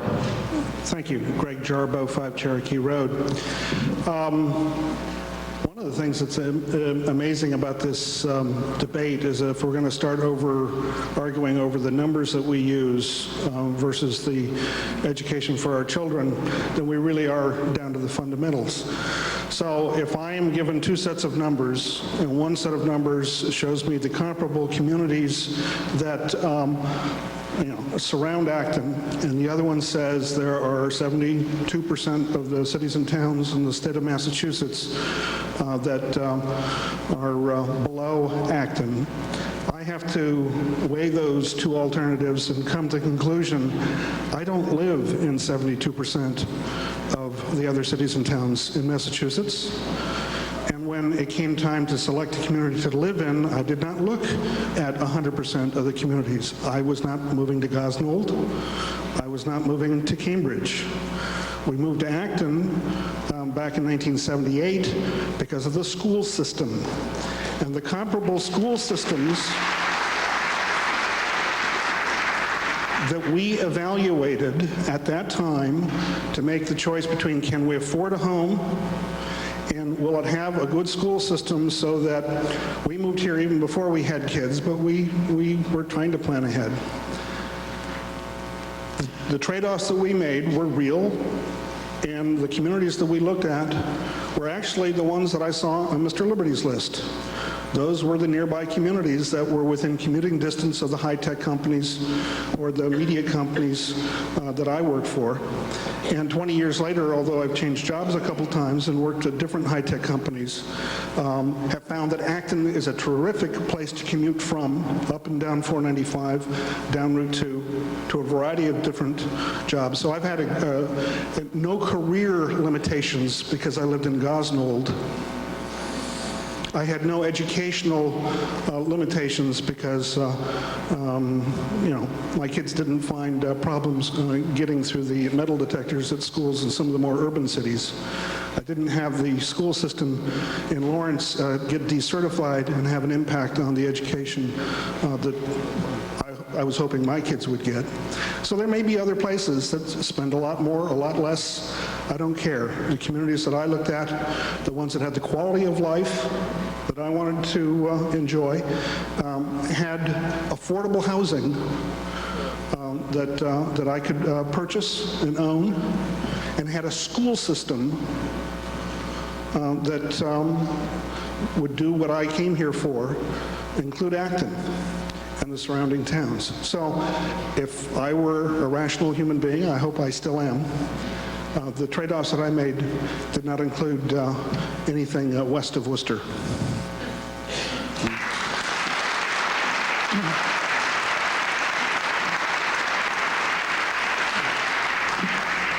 Mr. Liberty, I see you standing there looking as if you're going to speak. I'll only let you speak if it's to correct a factual error in Mr. Lewis's presentation. We believe it is, sir. Go ahead. We believe it is. I don't want, Mr. Moderator, I appreciate your indulgence, and I don't want to take the meeting's time to go back and forth in great minutia over the details, because what we will succeed in doing only is confusing people, raising people's anxiety where there need not be any anxiety. The one thing we certainly agree with Mr. Lewis is that these numbers are complicated and that one can, if one is predisposed to, use them to prove any point. We have carefully re-examined the numbers that ACTS published in their pamphlet. We believe that there are some misunderstandings in the way they've approached those numbers, and that there are some factual places we can discuss. If I may be allowed, I will just take one at random and just point out. Again, if you believe in Mr. Lewis's presentation there was a factual error, then please address the factual error, but do not launch into argument supporting your position at this time. No, sir. Okay, go ahead. That's fine. Let me give a quick, then, example of where we think there's factual error, and I will wait for a question to clarify some of the more persuasive arguments. Briefly, extremely briefly, can we zoom out a little? Always practice with the technology before you come. There we go. Speaking into the mic.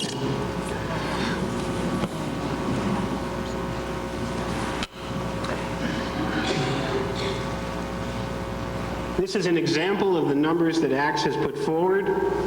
They took the athletic costs of $250,737. They took the children in grades 7 to 12 and divided to come out with a per pupil expenditure for athletics of $124.28, which would be well above the state average. However, that's not how virtually any town in the Commonwealth computes that number.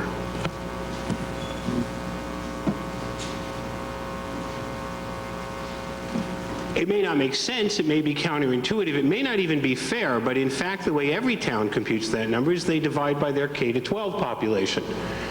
Our number comes out at about 64 cents above the state average, not at, I believe ACTS reported 28% above. We did this 65, they reported 65%, it comes out about 1% above. Now, I won't go one by one through these, but when you sit down and analyze them carefully, there are some errors. I would argue that it's a mistake for town meeting to get too focused on this. I think this is a factual error. You'll stop me, Mr. Moderator, if I'm wrong about this being a fact. No, I'm going to trust your own judgment, Mr. Liberty.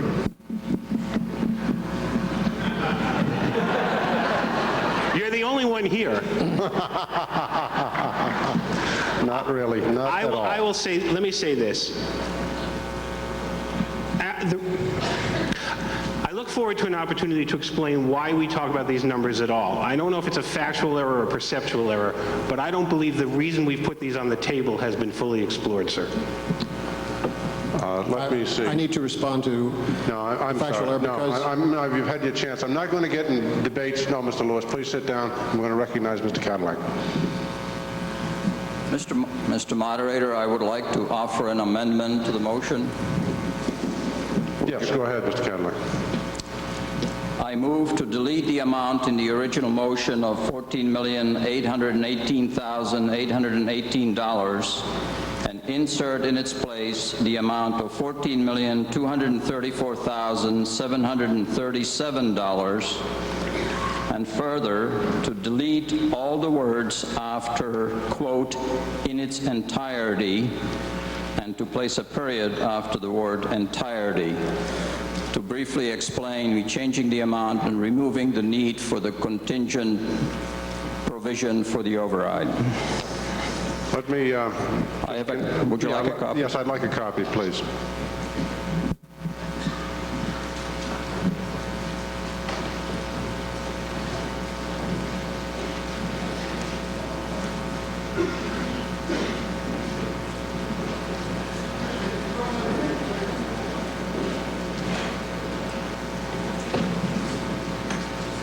Mr. Moderator?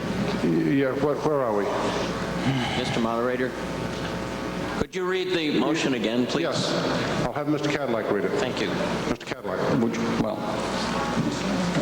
I will abbreviate by saying we're changing the amount from the original amount, which was proposed of $14,818,818. That's the amount in the original motion, to a different amount, which is $14,234,737. And for those of you who have one of these, that's what it says under 23. So if you want to look at it, we're right there. And once given the opportunity, I will show you that on the view graph.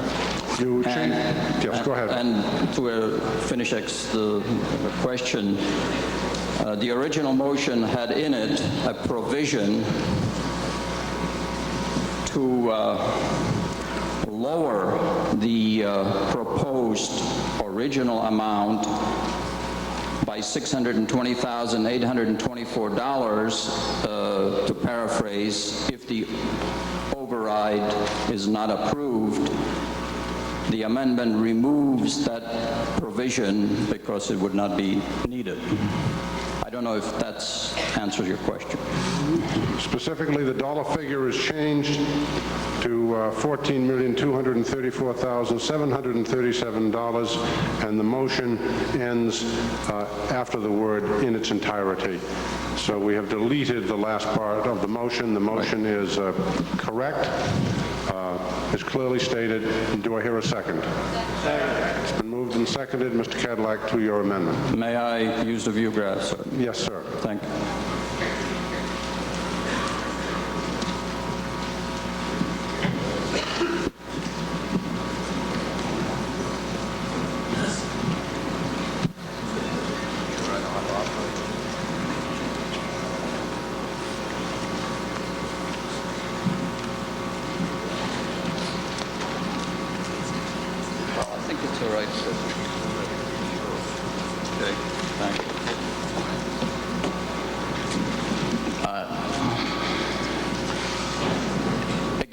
What you're looking at is, just so everybody knows the number, it's exactly what, if you have a copy of this, it's Article 23. It's the amount that's shown on the right column of $14,234,737. Is that hopefully clear? Okay.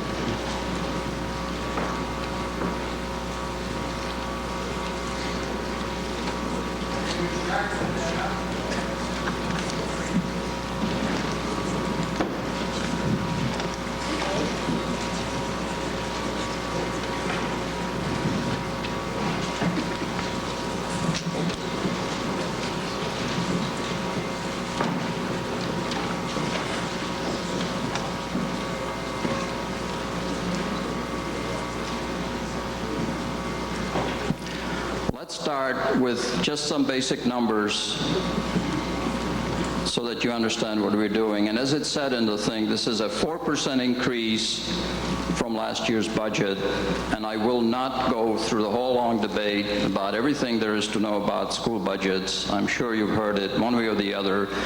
I'll just focus on a couple of things that you may find interesting.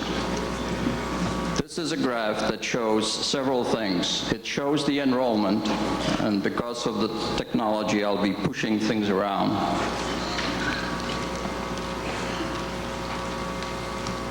But the line, which I can't speak to and point to at the same time, that's labeled enrollment, goes back a few more years than the one you usually see.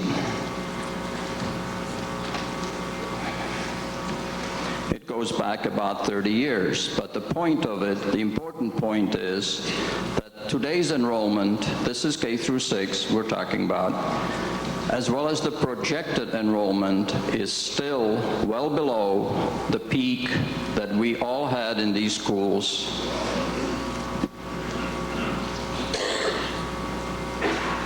there.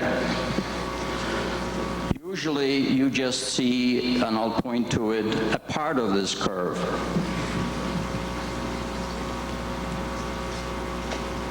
This goes back further. I'm getting help. That's good. What this also shows is the total of staff. Now, we all know, there's no debate about it, that school budgets are driven by personnel costs. Nobody argues that. We have now, in these school systems, considerably higher total count of staff than we ever did. And if you go back, if you can manage that, and to the equivalent enrollment,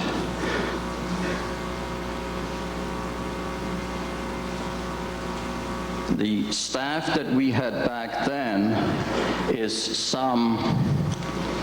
almost 100 fewer than what we have now, and that's the budget problem. The staff that you see here is not all of the staff that we have. This is what is in the budget books, which you picked up with the blue covers on the way in. There is additional staff that's paid for by off-budget items, which I have detail on, but I promise to be brief, so I won't show it all. But there is, in fact, more staff than what you're seeing in the schools. There are assistants, and this relates to, the whole class size discussion, everything else.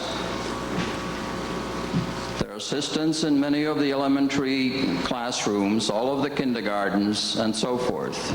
So we do have a different situation that we had back many years ago.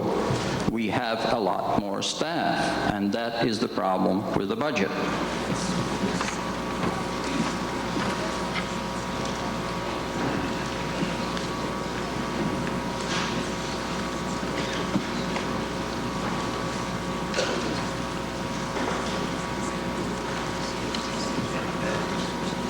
I apologize, but this is not organized, so I can spread my papers out to find what I want, so bear with me.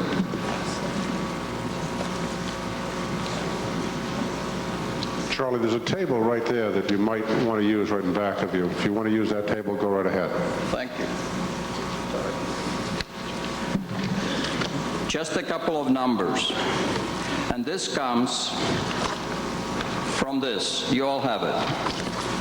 In the last 2 years, I just did it sitting here, the total enrollment from 97-98 to the projected 99-1000, which is the budget we have in front of us, the total enrollment increased 140. 96 from the previous year to the current years, 44 projected for next year, 140 out of roughly 2,400, 2,500.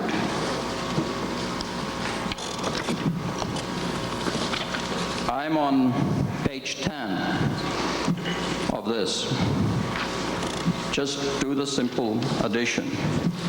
The total staff increase in the same 2 years is 18, which means that we would be adding 18 full-time staff positions for an increase of 140 students.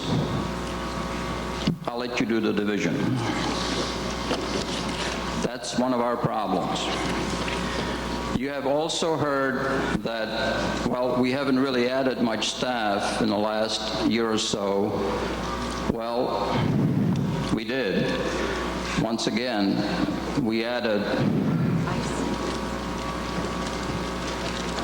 something like 5.9 this current year. And we are planning to add an additional 12 from this budget to next year. That's where the money's going.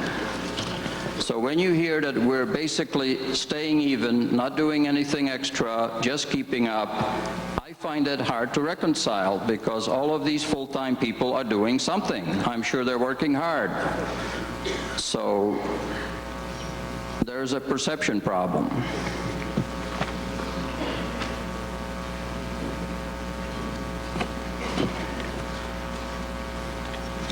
Well,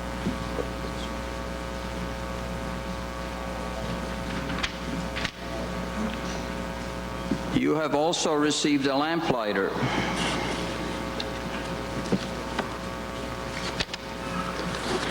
Dated March, April 99, went to all the households. And part of it says, and I will read it, why must we spend more than we did in the past for similar number of students? I have showed you that we've had quite a few more in the past. I continue. We have many times stated that education has changed. We are now using more student-centered learning environments. Let me take these one at a time.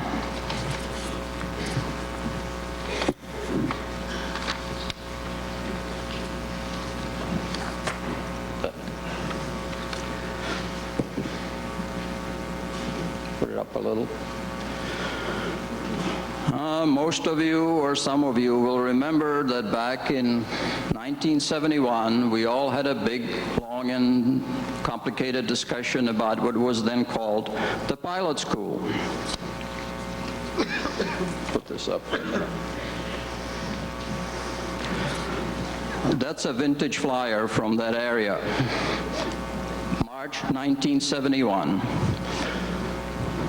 Pilot school got put in place, so did open enrollment, so did basically the other 4 schools having the ability to control their particular learning style in any way they want. So it's somewhat of a surprise to me to keep hearing that somehow we have discovered diversity in educational styles and curriculum, that this is something new that now requires that we do things differently. We in Acton have been doing that since 1971, 27 years. I continue with the lamplighter, which says class sizes need to be smaller. That's a discussion in itself. But the next comment says kindergarten is now required. Now required. September 74. I won't belabor the point.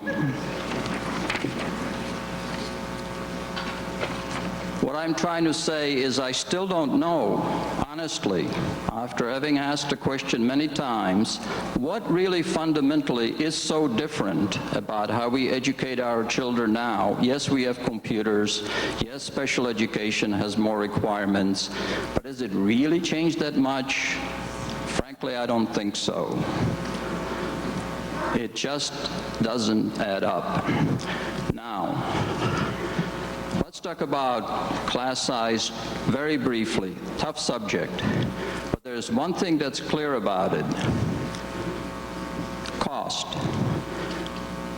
If you reduce the average class size by, pick a number, 10% from the current 24.7, close to 25, take it down 2.5 to an average of 22, for whatever reasons.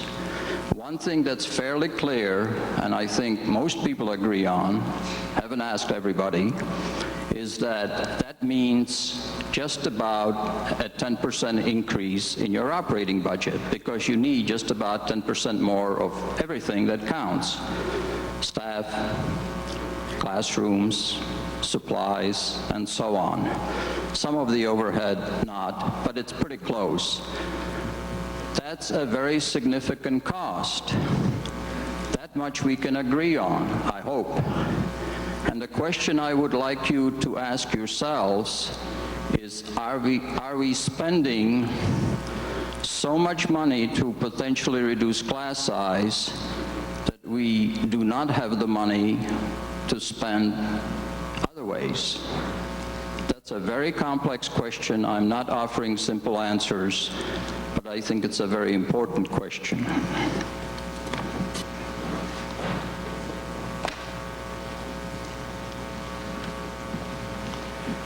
Another thing that you saw on the slide was, well, we haven't had an override since 1991, an operational override.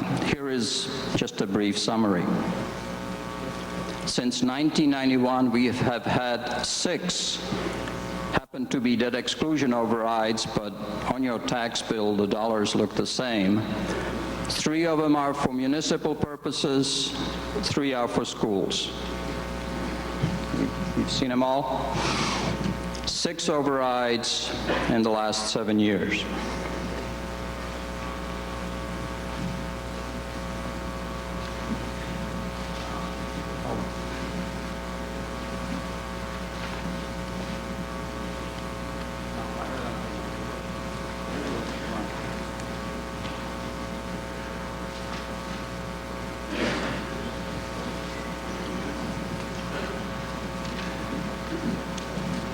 Yeah, I will go back to class size for one brief thing, which is, again, the lamplighter from 1 year ago, roughly, January 98, when we had the special town meeting, and this is actually a copy of the lamplighter section.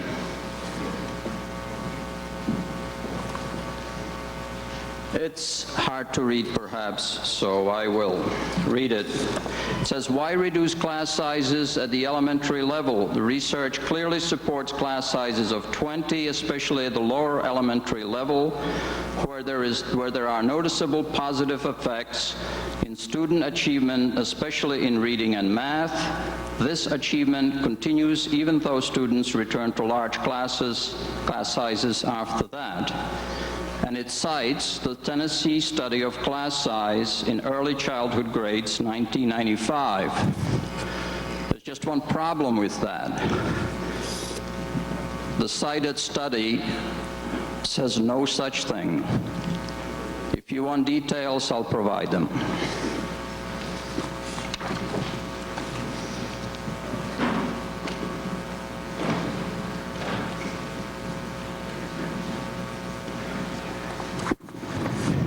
I will end with yet another lamplighter slide, which I really want you to pay attention to because you're going to hear this.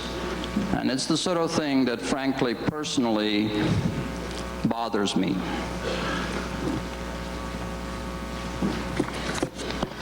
I know it's hard to read, but I'm just showing it to you that because this is a copy of the lamplighter from 1974. Last time an override was proposed, and I'll tell you to take the, I'm sorry, 94, I said 74. 94, and take the suspense out of it, the override was not passed. This is what the lamplighter told us before the override vote. The elimination of the items in the override will have serious effects on the town of Acton. The reason most people who move here now give for choosing Acton is the schools. If we do not maintain a comprehensive, high-quality program, we will not only not attract new residents for houses which are turning over, parentheses, we are not even referring to new buildings, close parentheses, we will not attract choice students, and we will not retain our own residents who can afford to send their children to private schools or to other public schools offering a better program. Ultimately, as you have heard before, the value of your homes will decline. This was written 5 years ago. A lot of you, I think, have moved here since. Ask realtors. Actually, I did. I'll let them speak. Some of them might want to speak for themselves. They will tell you what they tell us. The schools are the significant selling point. True. Most of what we predict as a result of lower school budgets will take a few years to be realized. House values, lower test scores, altering patterns of post-high school acceptance, I think that means college admissions, do not show up immediately. Out-migration and lack of in-migration do. Those we will be able to see within a year. I don't think that happened, and I am personally bothered by what I consider nothing more than scare tactics. These are not facts. This is hard sell. We expect more from our school administration and school committee than a hard sell. We expect simple facts, clear explanations, pros and cons. Yes, cons, not just we've done the best we can and this is fiscally responsible and educationally sound. I mean, that can be said about any number. How do you know that? Therefore, all I am trying to tell you is take some of this information that has been put out there with the same skepticism that you would as any selling job, which is what unfortunately school budget presentations have become. And I ask those of you who have not made up your minds to consider that a 4% increase of a budget that is spent to the penny by school policy each year is not going to devastate our schools, is not a cut, and will continue to provide us not just good enough schools, but something that Acton has always had, which is superior schools. And we will continue to have superior schools because that's the kind of town we are. So next time you hear that your house values will be devastated and lesser people will move in, I hope you give that kind of argument the treatment it deserves. A couple of more concluding points. If we vote for this amendment, and a similar amendment which I will make on the regional article, of course, that eliminates the need for an override. It gives the school committee, at the conclusion of this town meeting, a clear idea of where they are, as opposed to having to wait to May 18th. And by the way, the number that would then take place if the override is not passed is within $80,000, a very small amount, of the number that's in this amendment. So we eliminate the need for an amendment, we give the school committee a clear idea where we are, and we can move on. Please support the amendment. Thank you.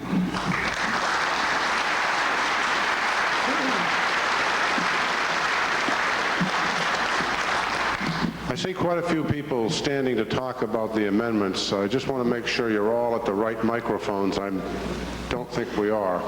I'm still going to maintain pro and con microphones, and I'm assuming that those here are still the pro microphones. I'm not sure you're at the right ones. Mr. Cady, I'm going to take you first. I think you're going to speak con. I'm going to speak factual. All right. I can be fooled. You're first. Bill Cady, I want to provide some information to the people here.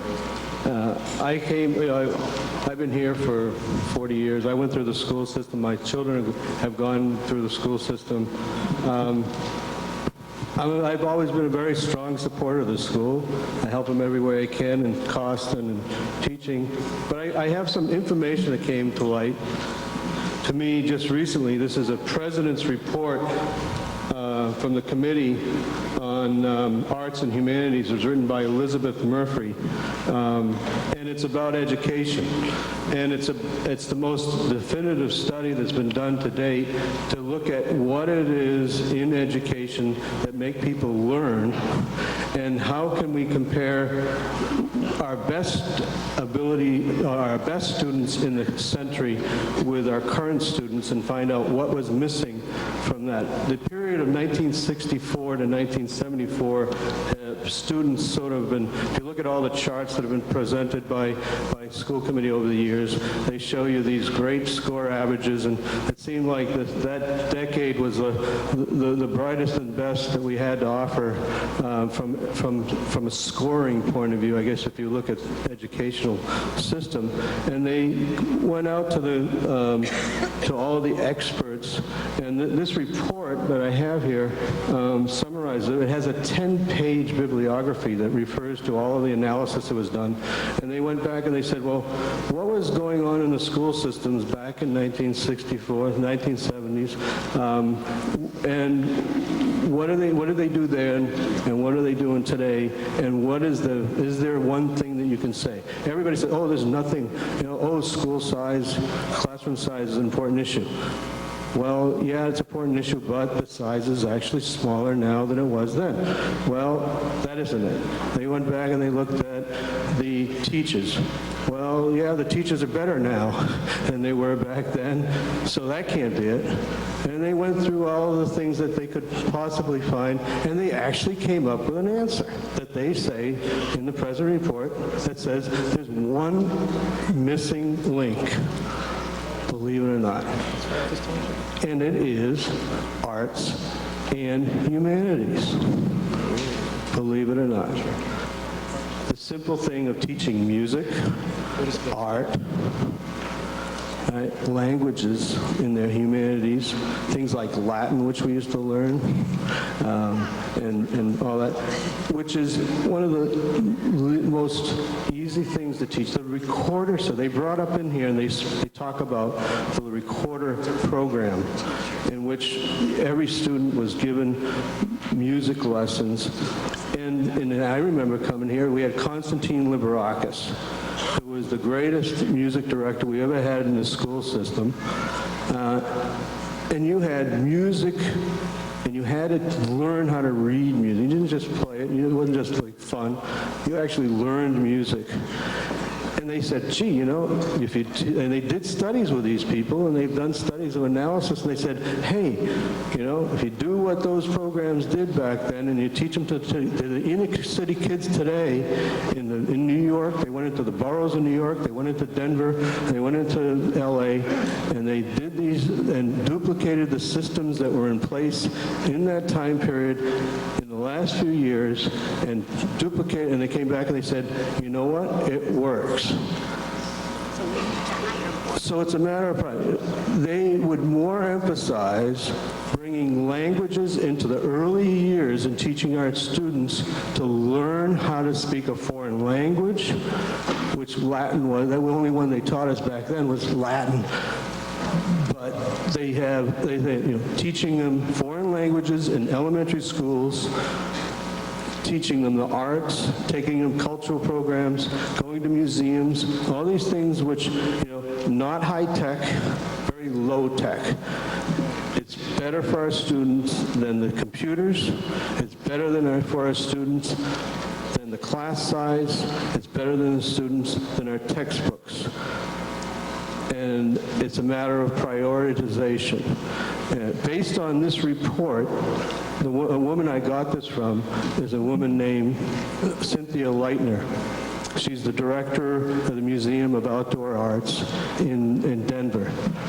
She used the basis of this study to go to the Denver public school systems and said, we need to bring arts and humanity. We have the largest growing school system in the United States in Denver. And the city of Denver is adding a school system equivalent to the size of the town of Acton every year for the last 5 years. And they said, now we have, with this type of growth, we've got to look at what we're really doing. Do we really need all these textbooks? Do we need all these computers? What are we doing? She went in front of the President's Committee and got into an argument with Jobs, the guy from the old Apple man, and said, you are worthless compared to the arts, and I want the money that you got. And she got $50 million donated. Excuse me, Mr. Cady. You are making a very interesting presentation, but we have a lot of people waiting to speak, both pro and con, I believe, and I'm going to ask people to be as succinct as they possibly can. Well, I expect to be counting votes and very soon, so this is my 5 minutes of hurrah. I promise not to speak again. No, don't clap when he promises. He doesn't mean it. Mr. Moderator, point of order. What is your point of order, sir? Will the moderator inform me whether I'm standing in front of a pro microphone or a con microphone? You're standing in front of a pro microphone. You're in favor of the amendment.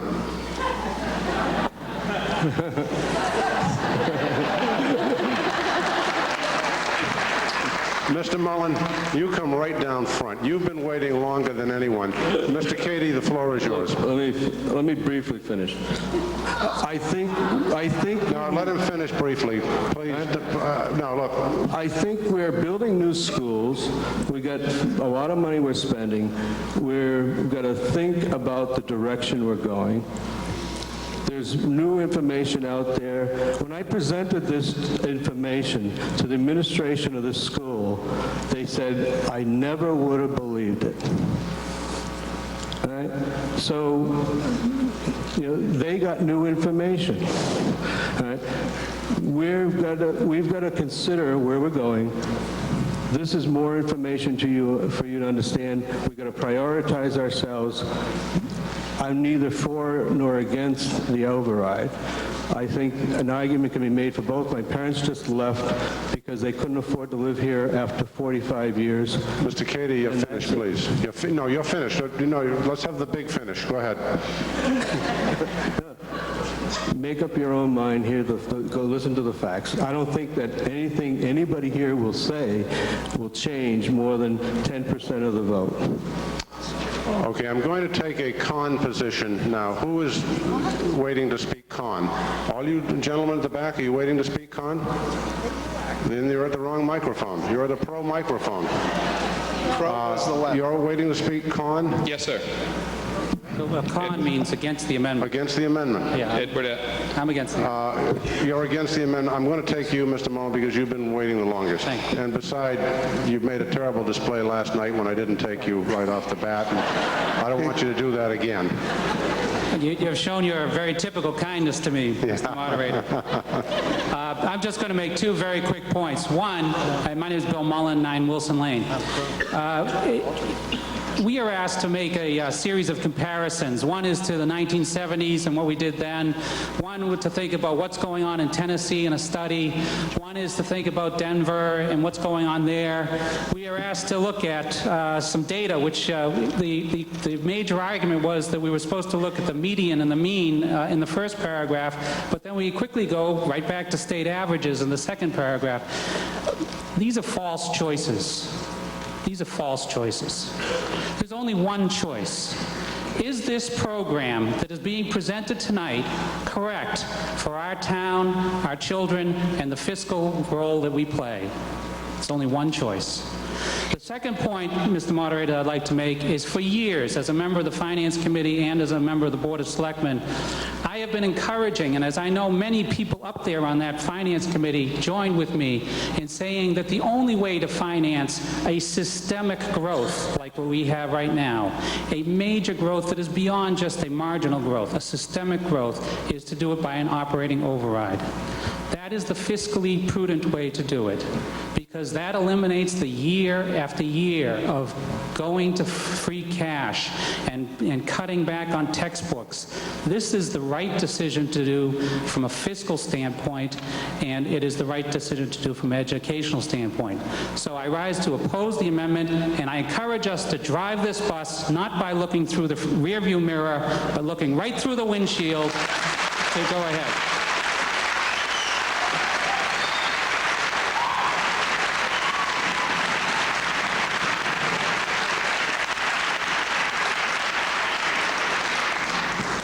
Now we'll hear from someone in favor of the amendment. Sir, are you in favor of the amendment? Yes. You have the floor. Okay. One of the things we've been hearing... Name and... I'm sorry. Joe Caratanudo, 1 Mohegan Road. Thank you. One of the things we've heard a few times tonight is about the numbers and how the numbers don't matter, but they keep coming back up and up again. In Mr. Cadillac's presentation, we heard some numbers going back to 1955. With all due respect, I wasn't born in 1955. And why not go back 100 years, 200 years? I won't say that the time we live in is better than that time then. Frankly, I'm very skeptical, but it is extremely different. And anyone that would argue that, I believe, would be incorrect. My wife and I moved to this town in 1989, largely again because of the education. We did not have kids. We do now. The oldest is just in kindergarten. And from what I see, the schools have been getting worse, not better, over the past 10 years that we've lived in the town. Now, true, it hasn't scared people away yet, but it's making me a little bit disgusted. I'm not going to turn tail and bolt if this override doesn't go through or if this amendment passes. I'm not going to be leaving. But I will be a little bit disappointed and not happy with the way things are going. And if they continue to go downhill, I think you will start seeing some of those scary things. Unfortunately, I don't think you'll see it till things are really, really bad, because it's a lot of work to move, and I don't think you're going to scare people out of town until the schools are really pathetic, and I don't think anybody wants it to get that bad. Now, we heard that the Acton schools are superior and will continue to be superior. With that, I agree too, but I disagree that they will be, I believe that they will not be as superior. And frankly, we're looking at bringing a backslide that's been going for I don't know how many years back up a little bit, 4%, slight recovery, if we were to vote this amendment down. And I think that that's not a big thing to ask, to recover slightly from a long downslide to not continue the downslide. And I'd like to conclude. I agree with the previous gentleman about the arts. I can't speak strongly enough about it, and I hope that that's taken into consideration the next time the school committee brings up some amendment or cash request. Thank you. You tricked me, didn't you, sir? You tricked me. You weren't in favor of the amendment. Okay. My apologies. You'll have to go to the penalty box for 2 minutes. We're going to take a... I should have listened to the previous speaker. Would have been helpful, sir. Mr. Prendeville, in favor of the amendment. Yes, I am pro the amendment, and I rise to make a few comments. They'll be quick and succinct. I live at 27 Elm Street, and we've paid taxes in the town since 1967 for that property. My 3 children went through the school system, and they enjoyed the school system. I am a senior citizen at this point, I have to admit it. And I resent a little bit the comments that were made by one of the speakers earlier that there's some division to be between somebody who happens to be categorized as a senior citizen and the people who applaud from the floor. I don't think that is a correct position to take at all. We're all citizens of the town. We have different positions.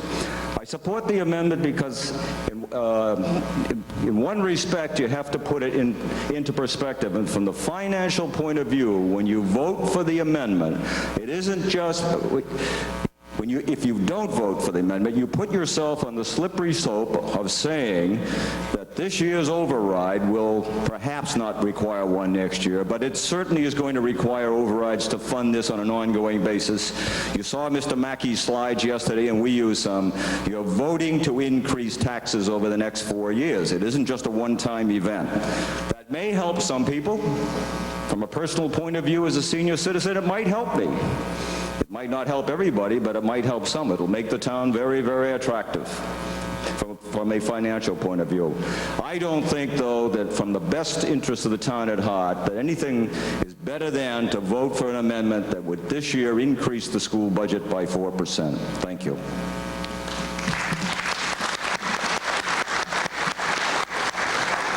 I'm going to take, to be fair, one more pro amendment. Ms. Cadillac, then I'll take a con amendment. The lady at the side microphone will be next. Ms. Cadillac. I guarantee you I'm not at the wrong microphone.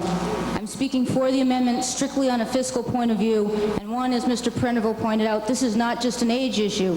There's people of my age that simply can't afford it. The big issue here is finances. The town has committed itself to several large construction projects, and we're going to have to go out and bond to get these projects funded. The bonding is going to be based on things like how much we have in free cash. This year, we're proposing to spend all the money we take in taxes, plus some of free cash, plus bond some more, and then raise the taxes to get even some more on top of that. This is not the year to be doing this kind of thing. We need to show the people that are going to be loaning us money that we're fiscally responsible. Sure, there's things in there that we'd like to have that are in the budget.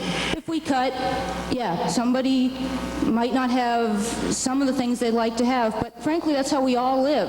There's years when we buy a house or a car and we do without something else. This is the year to be realistic. We can live within a 4% increase, and if we pass this amendment right now, the school budget will end up higher than it will if the override gets defeated. This is the best way to be fair to both sides. I encourage you to support the amendment.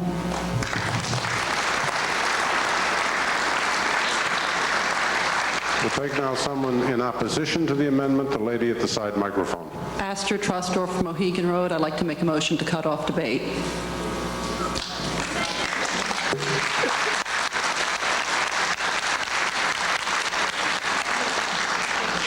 take a second to that motion? All in favor of cutting off debate now on the amendment, please say aye. Aye. Opposed, say no. No. No. Debate is cut off. We will now vote on the amendment. All in favor of the amendment, please say aye. Aye. Opposed, say no. No.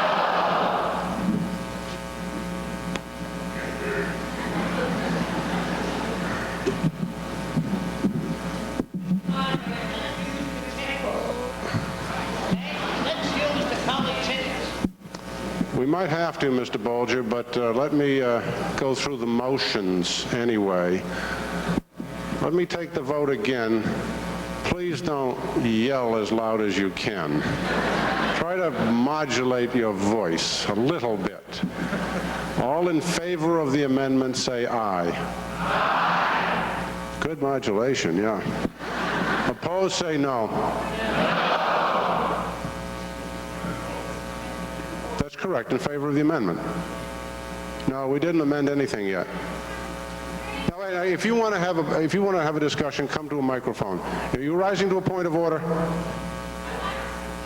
I can't hear you. Please come to a microphone. I think what she's saying is that you made the mistake of saying we're voting on the amendment, when actually we were voting to cut debate. No, we've already voted to cut debate off. We're voting on the amendment. We're voting on the amendment, not to cut off debate. We already did that. And that was very nearly unanimous. Point of order? Yes. I think that some people in the stands are feeling confused about the difference between the amendment and the article. Could we just clear that up one more time? Sure, I'd be glad to. Very fair question. Mr. Cadillac made an amendment to reduce the original numbers presented by the school committee from $14,818,818 to $14,234,737 and to stop the article after the word entirety. That was his amendment. That is what you're voting on. You're voting to amend the article as Mr. Cadillac made the motion to amend. All in favor of the amendment, please stand.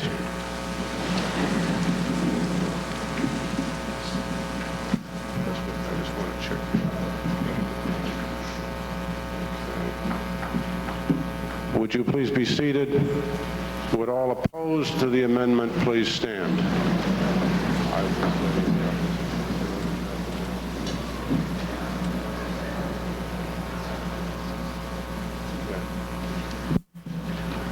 I'm going to declare that the motion to amend has failed.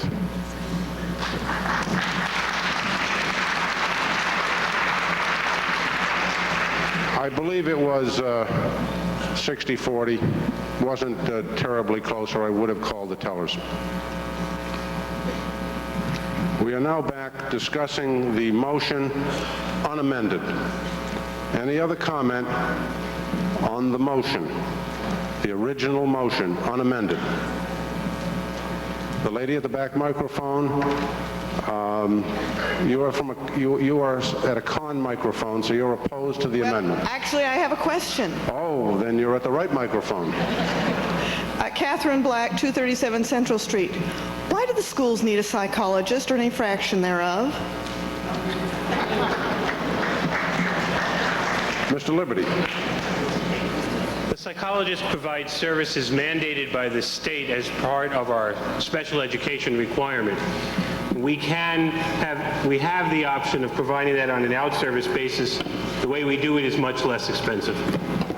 Okay, so you're saying that the state stuck us with this. This is another one of the things the state says you've got to do and then doesn't give us any money to pay for it. The difference between special education and regular education, I will be extremely brief, although it's extremely complex, is that once an assessment is made of a child's need, fulfilling that assessment is mandated. We have no option. Okay. We make that money available, and then we do the rest of what we need to do with the rest of our budget. Psychologists both fulfill those requirements and the state mandated requirement of doing the assessment necessary to decide what is needed. All of this is mandated by the state. Where we do have an option is how we do that. Do we do it in-house or out-of-house, essentially? We do it in the most cost-effective way. Okay, thank you very much. Let me just review where you should be standing again, because there may be some confusion. Those in favor of the motion, the pro side, back microphone, two side microphones. Those opposed, front microphone, two side microphones. Mr. Richter, you are opposed to the motion, or you're asking a question, either one. It is your microphone anyway, sir. I move the previous question. Thank you.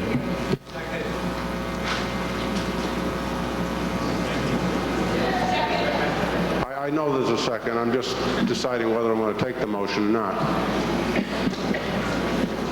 I think we've had a fair amount of debate. I'll take it.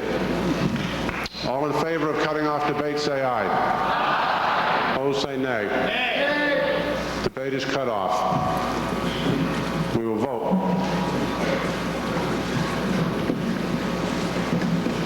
All in favor of the motion as originally read, say aye. Aye. Opposed, say nay. Nay. Motion is carried.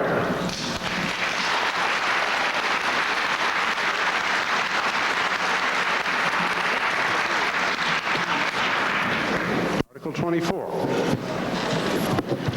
Mrs. Stuntz moves that the Acton-Boxborough Regional School Assessment for the period July 1st, 1999 to June 30th, 2000 in the amount of $12,524,907 be raised and appropriated in its entirety, provided that $564,096 of this appropriation is contingent upon the town voting to exempt said amount from the limitation on total taxes imposed by General Law, Chapter 59, subparagraph 21C, Proposition 2.5, so-called. Do I hear a second?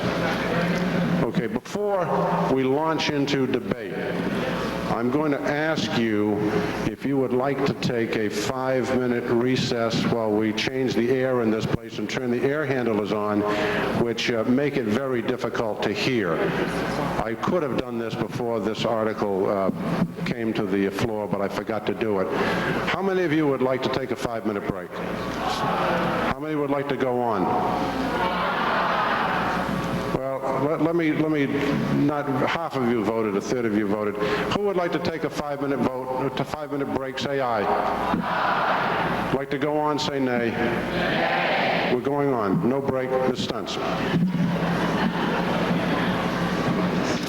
I was hoping there for a second. In addition to the Acton Public School members of the school committee sitting on next to me, we are joined by our Boxborough colleagues, Cheryl Levine, John Fallon, and Bill Ray, to form the Acton-Boxborough Regional School Committee. This year's budget for the Acton-Boxborough Regional Schools is $18,167,094. It is up 8.9%. Acton's share is $12,524,907, also up 9.8%. The expected budget increases at the region are 3.6%. Enrollment growth, that's new teachers, accounts for 4.2%. As our numbers of choice students decrease and are replaced by Acton-Boxborough students, we continue to move the salaries for the staff, which have been paid by the choice funds, over to the appropriated budget. Choice is one of the reasons we have not had to ask for an operating override for a number of years. This chart shows you graphically the pieces of the 9.8% increase in the budget. These next two slides represent the enrollment predictions for the junior high and the high school. You may have seen them before. We expect and hope that that the junior high enrollment will peak at about 2007. The high school growth is probable into the second decade of the next century.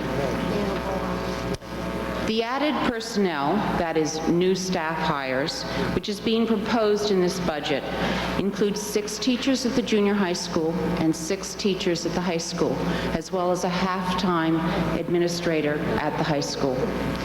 This new staff is made necessary by enrollment growth over the last 7 years. The choice revenue has been paying for teachers at the region, helping keep our class sizes lower without asking for money from the appropriated budget.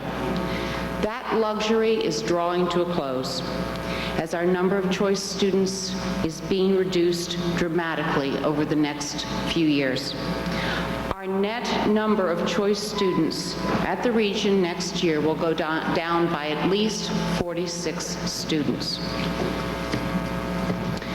After the budgeting process last March, other needs were identified, and money was reallocated among existing programs to provide support services. Most of our budget goes to salaries in the region, as it does in the local schools. Of the salary costs, 82% goes to direct instructions, 12% to our facilities, 4% to on-site administration, principals and assistant principals, and 2% for central administration. I've seen these before, too. We are constantly trying to keep our excellent education with fewer dollars than comparable communities. For the region, as in the Acton Public Schools, we are below the state average. When we add AB to APS, we are still below our neighbors, still below these K-12 school systems we compare ourselves to, and still below the state average for per pupil all-day expenditures. If you look at our town's entire spending on education, including Minuteman, choice and charter schools, that is called the integrated operating cost per pupil, as was referred to in the ACT's flyer. We as a town spend $104 more per pupil than the state average. In other words, less than 110 towns in the state of Massachusetts. Excellent education is not sustainable at this price. If you will remember, the school department worked hard this fall to try to give the town some gauge of the rise in operating costs over the next 5 years as the enrollment increases, with or without buildings. The budget at the region, with or without a new building, was projected to be about $18,377,000. The actual budget we are presenting tonight is about $200,000 less than our prediction.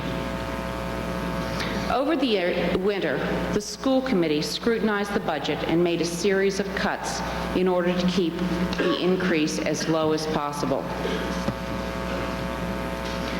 We eliminated the director of curriculum, who would have increased our responsiveness to the new state curriculum demands and alleviated some of the burden on the central office.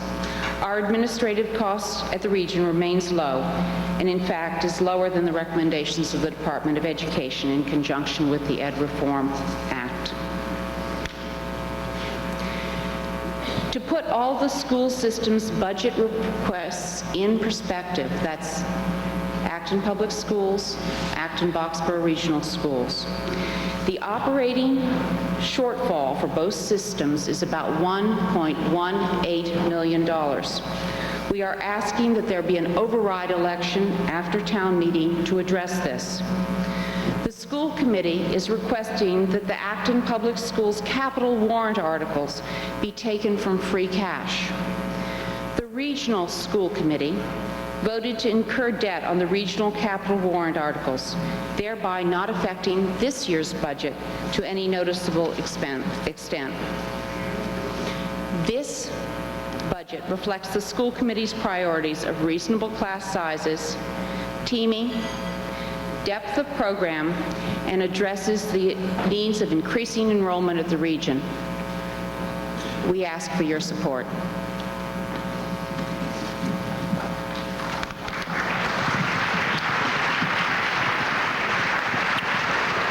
We'll recognize Mr. Hunter from the Board of Selectmen. Mr. Moderator, I am pleased to announce that the Board of Selectmen has voted unanimously to support the school budget. I'm going to make several comments beyond that, which are personal in nature and may or may not be agreed by the rest of the board. I bring a perspective to this that may be different than many of you. I got my Medicare card this month, so I guess I'm a senior. I came to Acton in 1972 with 3 children and changed careers to stay here to keep them in the school system. They wanted to graduate, and they've done very well, thank you. In my household tonight, my 3 of my 7 grandchildren who are in the Acton schools by choice. So I've had an opportunity to see the Acton schools over a generation, both as a school committee member, a member of the Board of Selectmen, a parent, and a grandparent. And I don't think the schools are in better condition now than they were when we moved here. In fact, I think they're worse. When we came, the elementary schools were not doing fundraising for their essential items.